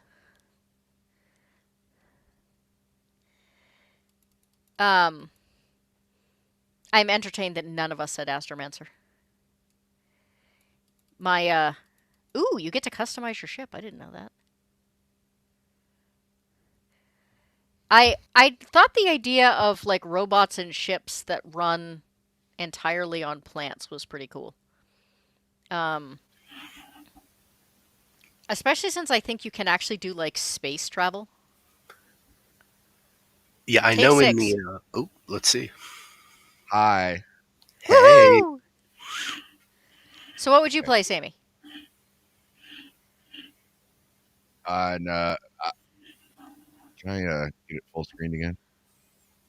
And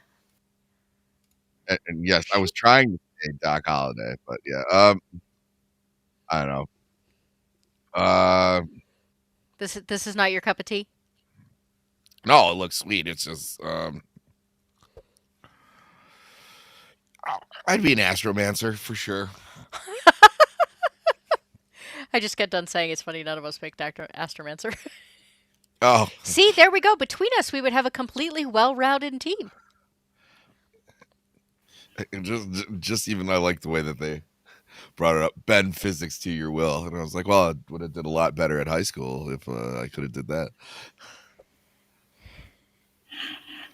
I don't want games where I have to do like math and science and stuff in order to figure out the characters, so I'll just do one where I can make the rules bend to me instead. Yes. You get it. No, like if I'm gonna role play, I'm gonna role play. I'm like, who doesn't want magic powers? Adam says you're going to be an ass romancer. I'm already an asshole, man.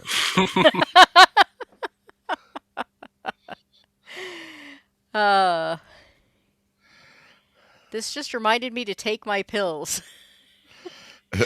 What? The fact that we couldn't hear Sammy, or the fact that this game looks a little bit psychedelic? I do like it though, man. I know in the video they mentioned it's got like a treasure planet vibe, and I know Treasure Planet's just Treasure Island in space, but I've always been a big fan of it. So this looks pretty cool, man. I'd be interested in this. I like it because it has a utopian spin to it, because they are pirates, but there's a hopefulness. That's exactly what I want. This is interesting too. I didn't realize that they were like having sections that are influenced by like Chinese culture. Because again, I get really frustrated by the fact that people tend to stick to like the same 2 cultural backgrounds in games, even when it's supposed to be something that's completely science fiction or completely unrealistic. That's more Firefly Chinese. Yes. Oh, that's true. I hadn't even thought about that part. That's actually one of my favorite aspects of Firefly. That they just start talking in Chinese with no subtitles. Yeah, I just got a big old kick out of it, and was just like, well, I guess I mean, eventually, like the languages would blend, right? That. So then we have Saturn's rings that are influenced by South Asian cultures and the Mexican. What a combination! And the Mexican American Old West. There's your Firefly. South Asian cultures and the Old West. Good choice. When do we start? As soon as they make their last $500 in the next 2 days, I hope. Yeah, I would really. This is different enough, and yet still seems like sometimes people are just different for the sake of being different, and then everything kind of gets bogged down in trying to be different. Now that's interesting, because that says that it's this one particular culture was influenced by Slavic and South American cultures. I'm like, that's an interesting blend. Yeah, I found many of the blends to be interesting. Yeah, I So, really wouldn't mind checking this out, man.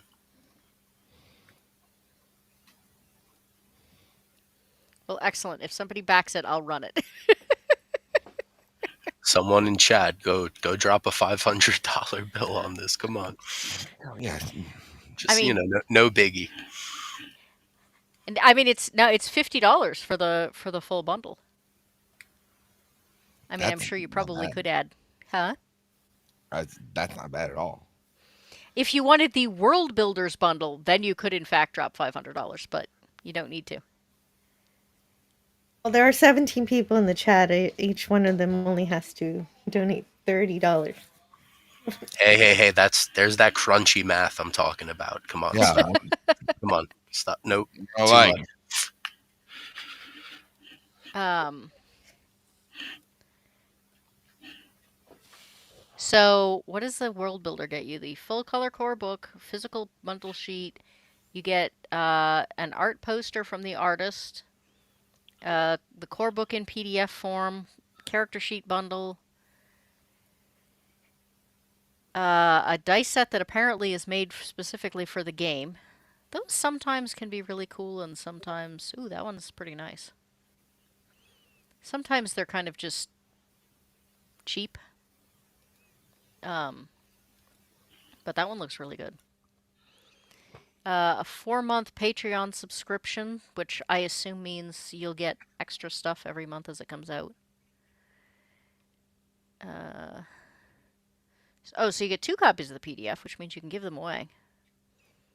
2 adventures. Oh, you get to create a citizenship, which I am guessing means they will build you like an entire. They will custom build you a character, basically. You get to make your own location, way of life, faction.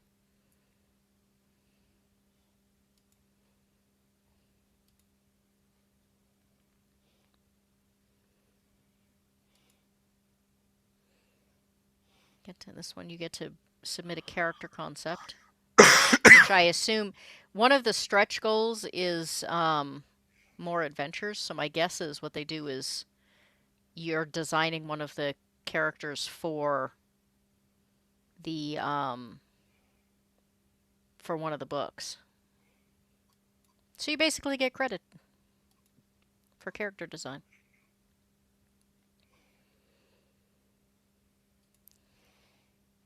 The all-in bundle.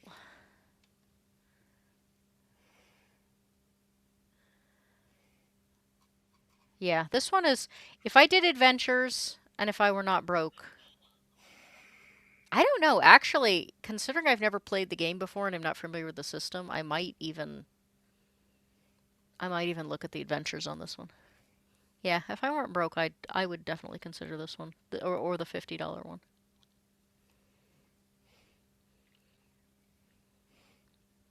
I'm trying very hard to steer away from just having a whole bunch of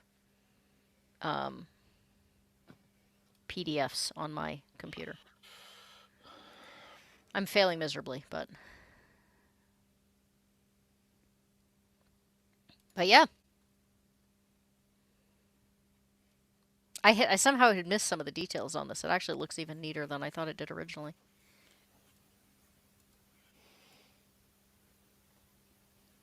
And I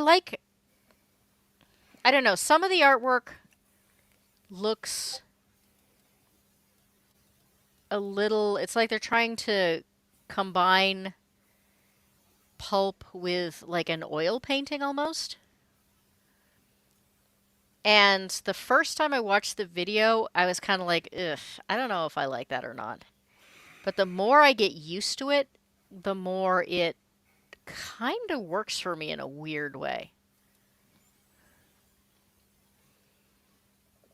And again, it's different. And I'm kind of tired of not having difference, so. And I'm not sure I've ever seen a game that ran entirely on 8-sided dice. So I'm also kind of interested in that. Interesting. Hey man, hopefully it hits its goal. What did you say? It had like 3 days left or something like that. It's got like 2 days left. Well, Well, 2 days, 20 hours, 56 minutes. So close to 3 days. But it's kind of funny, actually. It's got more backers than a lot of the games that we were looking at. It like somebody was making a joke about there being, 69 backers. So it's had more backers, but I think the fact that they were trying to keep the cost down per person is probably what's dinging them a little bit. I mean, it's nice that they're trying to keep the cost down per person, but that means you end up needing more backers. And man, to hit basically the 90% mark and then not make it, that would be so frustrating. But What happens when that happens? Do they just have to start the campaign all over again? I don't know. This is GameFound, which I am not terribly familiar with. Kickstarter, it's all or nothing. If they don't make the goal, they don't get to like do the project at all. I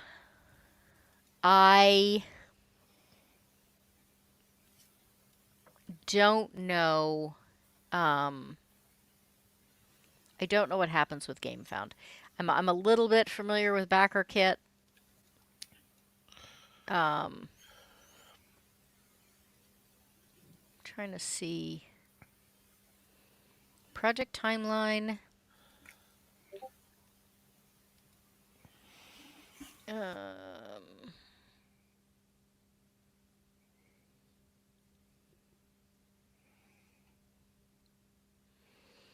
Yeah, so it has to meet the goal and it has to stay there like 2 weeks after the fact, because sometimes you get people who, they get the notification that they, oh, this has been successfully funded, and they go, oh, never mind, I don't have the money anymore, and they cancel.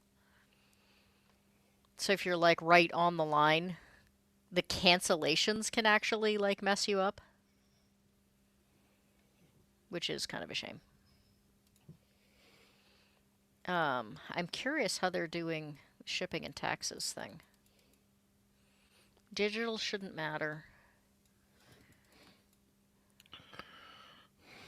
Oh, that's really reasonable too. Except Australia. Australia and Europe are kind of tough. They must be located in the U.S. I mean, rumor has it Australia doesn't even exist, so. They're all just I've only heard actors. legends. I had not heard this. Apparently, Wow. everybody who says they're Australian are just actors. Interesting that I've never seen a list of places that they could not ship before. Yeah, it reminds me of just off topic what we were talking on Tinfoil Haters the other day, that for like a very long time, people in Australia like regarded the platypus as a cryptid. Like they couldn't prove that the animal existed. And I just felt like really bad for just like this drunken Australian man talking about the furry duck. And like no one, please believe me.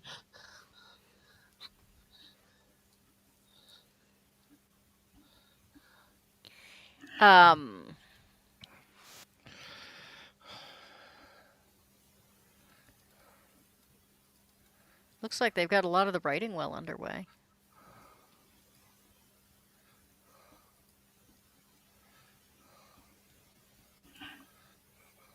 And they've taken a lot of steps to make sure that people can cancel if they have problems with their order.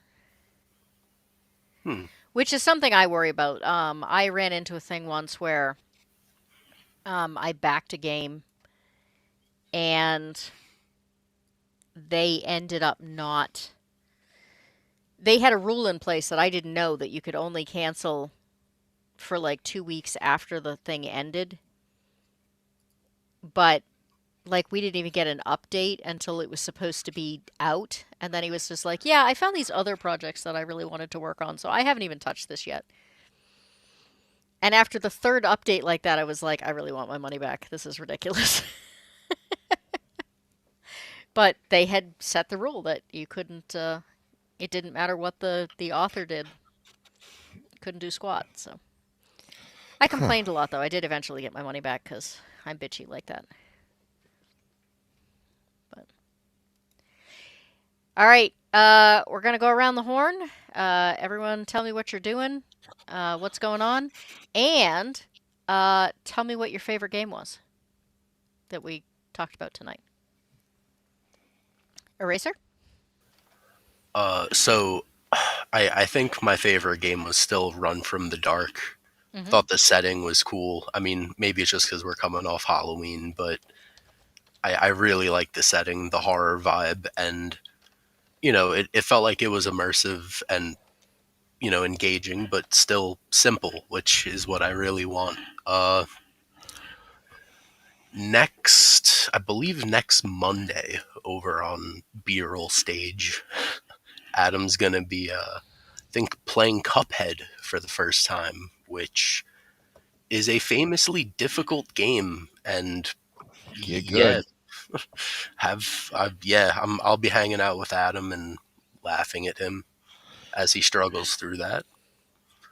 So yeah, that's going to be a rough watch, but you should come anyway because it'll be funny as hell. Don't make rookie mistakes. Set your own controls.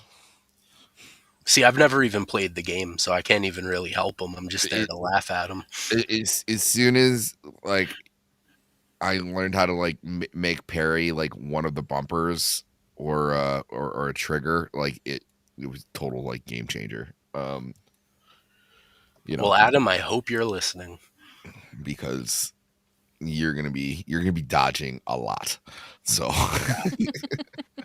and also real quick, they've got a GoFundMe going right now. Yes, to help them keep the lights on. So, if you guys could check that out, even if you can't donate, just share the link wherever you can. Or you don't get to watch him play Cuphead. So come on. Yeah. Yeah, I'm trying to find the last place that you... found it. Here we go. Sammy, what was your favorite? Honestly, Death Valley. That looked pretty sweet, but I think the one that I am going to play is the Goblin one. I feel like I'm going to be able to sell that to my friends more than any it's only other. $8. I hope so. Yeah, but I'm saying just sell it to get them to play it, not. It was a joke, Sammy. Oh. You know what, Goat?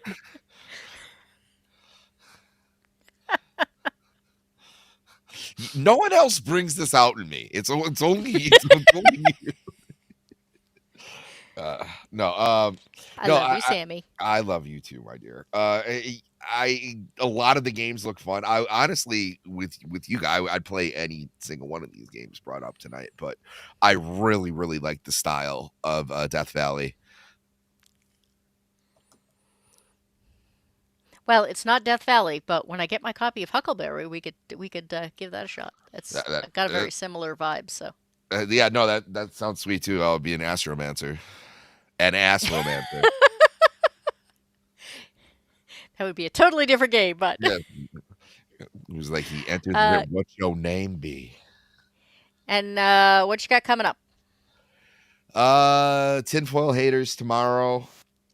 And then I'll be on Zach's show on Wednesday. Thursday I have Roman's show. And then Friday I'll be on Niet's show. We're covering The Shining, and then right after Niet's show we'll be jumping onto Darnell Quigley's channel for we've moved our arrest video show, Two Sieves and a Pig. Then of course we have Cave Casts every Saturday morning. We'll be talking about the Mad Hatter, and then no news this Sunday. My band has a show, which is extremely weird to have a Sunday gig, but it's going to pay pretty well. So everywhere. The answer is you are everywhere. Yep. YouTube prostitute. All right, Jill. Oh, What was your yes. favorite game? So my favorite was the last one you showed, the Helio Sail. That looks like a lot of fun, and we already picked all of our well, whatever you call it, I forget already. But this is Your character classes? the character classes, yes. And You so just you just want I a pet know. robot. Yes, I just want a pet. I'll be an engineer to make a pet robot. I'm still pretty new to all of this kind of thing, although I have played lots of RPGs, so I know some basic stuff. So yeah, I enjoyed the idea of that. I'll play that. Thank you very much for giving this a shot, by the way. I know that you were kind of saying, I've never done any of this. I don't know what to look for. So I know I'm very not knowledgeable about this stuff. no, you did a great job, and it sounded like you were having a good time with it. So I really appreciate you. Yeah, apparently I need to collect some Eraserhead multi-site. is confusing me. What happened? Yeah, be careful with the dice. Yeah, it's Just addictive. be careful. It's It addictive. is. You It is already so got addictive. you already got me on it, and when we play, I don't even get to use them. But yeah, I bought my first pair when we started New Menorah, and Ooh, she now is I weird. think I have 5 pairs. And I don't Pairs? like it. Or sets of dice. Do you have metal dice yet? No, I was looking at a couple the other day, and then I saw those bullet dice, and I was just like, "That's gonna happen." Yeah, like I said, bullet dice are what's missing from my collection. But yeah, I've seen some really cool ones, and I don't know, like I just got these wood ones, like they roll differently. There's a science to it. I don't know what it is. But, Sammy is officially a dice goblin. That just everyone note his addiction began here. Why? And the best part is, like, there's like a gaming store not too far from my work, and like now I'm just kind of starting to like work my way in, and they're like, "Oh, you're getting more dice." Eh? It was like, "What are you playing?" I was like, "Honestly, nothing. I just like the dice." Mrs. Three Pete's like, why is our savings account down like $5,000? I found these like gold-plated dice. Yeah, she's gonna open the closet one day and it's just gonna all flood out. Like, oh, my bad. Jill, where are you at? Well, I have a channel, Anti-Derivative Jill, and I guess the most interesting thing about tabletop games is I like the storytelling aspect of it, and that's what I do on my channel is I look at stories. Tomorrow, we're going to cover the next couple of episodes of The Twilight Zone, season 3. Then on Friday, I actually am going to play a point and click adventure game, Star Trek, the 25th anniversary game, which is a lot of fun. I'll play the next episode on Friday. And the reason I'm playing a game on Friday is because on Saturday night, I'm going to be reviewing my very first James Bond movie on the channel, Moonraker.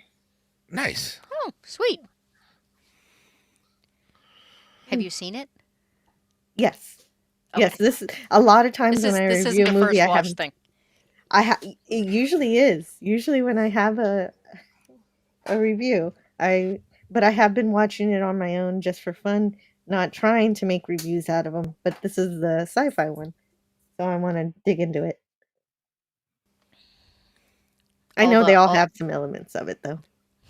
All the cups of tea rolled into one. I actually just bought Moonraker to read. So nice. Oh, that's something I should do, although I know it won't be the same as a movie. You know what? They're quick reads, and I don't know, you can just get a better understanding of James Bond as like a character. But I suggest it, especially Casino Royale. It's a lot of fun. At some point, I'm going to have to do a hashtag the book is better for a James Bond book. Yeah, sometimes they're not better though. Like he's very inconsistent, to say the Yeah, least. I got that. And hashtag the book is better. It's just the title. It's not that they're not always better, but I just haven't been able to decide which one I want to do yet. So I think you should do Live and Let Die because it's Banoonies. It's James Bond in Harlem. Um,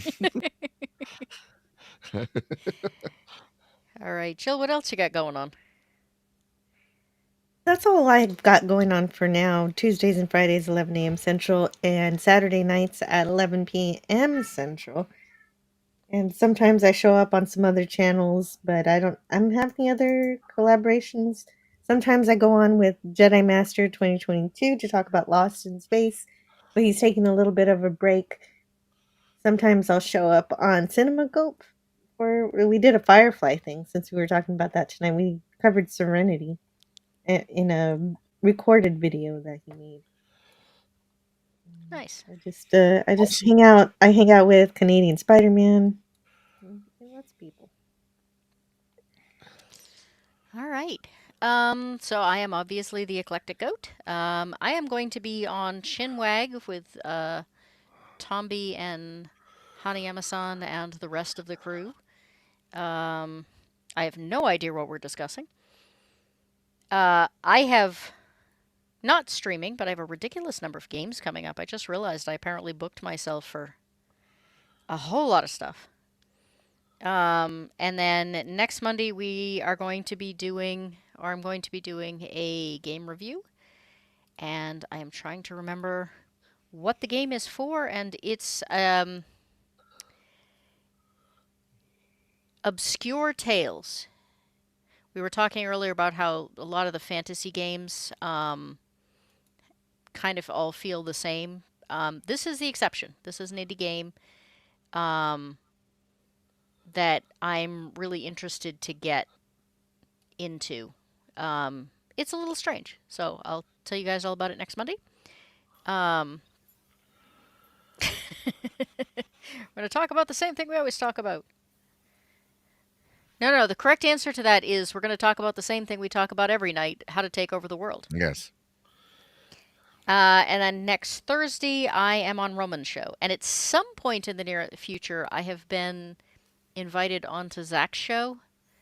It's just a matter of figuring out what day I can afford to lose a whole lot of sleep.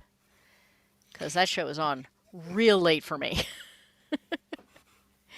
But I am really looking forward to it. That was one of my bucket list streams, was to be on Zach's show. So. Oh, it's always a good time with Zach's. If anybody missed it, I do have, Tombi has set me up a fund to try and get a new computer system. My 16-year-old computer died while trying to watch Yarny stream this afternoon.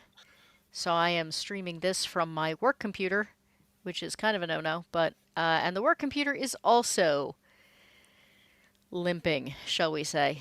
Most of the time I have EVMux issues is because I'm on this one for some reason, so. Yes, thank you, Eraser. So, like with everyone, $2, $5, whatever, is greatly appreciated. I have been overwhelmingly humbled by how quickly the fund has grown already. I had thought it was probably going to take a year, and I was really sweating how I was going to be able to keep working, limping along as I am. But now I'm really hoping that maybe we can, maybe 5 or 6 months, we'll manage it. So, if anybody has change out of their couch, I would greatly appreciate it.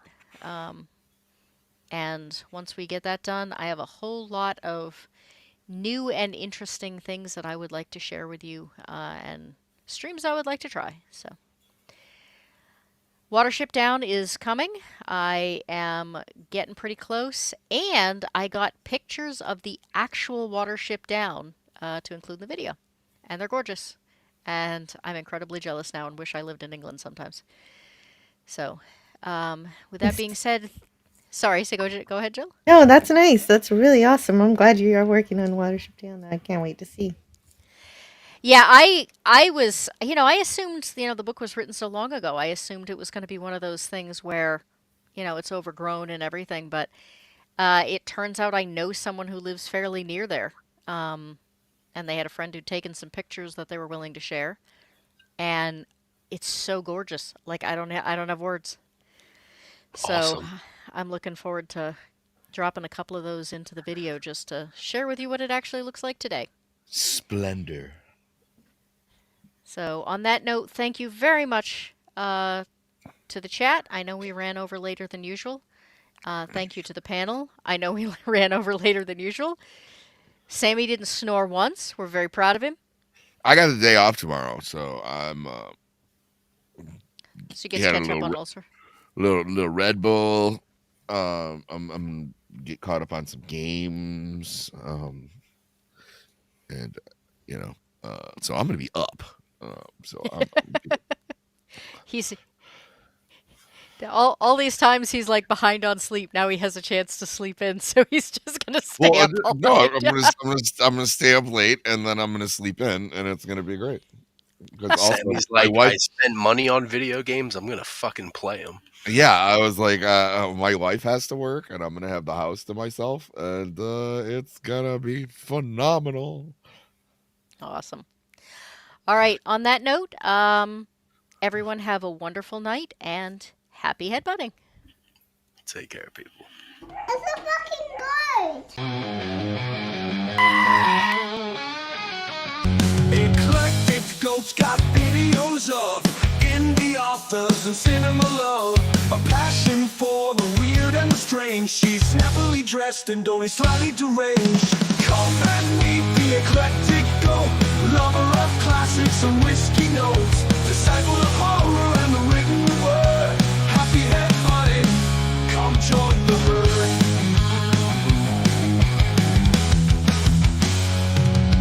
Shows might be a little improper. We've got real zombie, fake whizzes the otter, pizza in one hoof, glass in the other, deciding which role-playing games we will cover.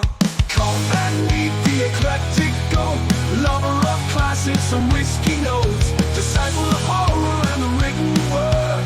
Happy headbutting, come join the herd.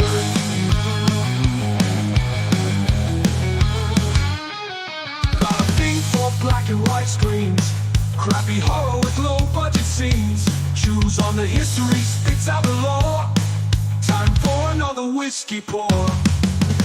Come and meet the Eclectic Goat, lover of classics and whiskey notes,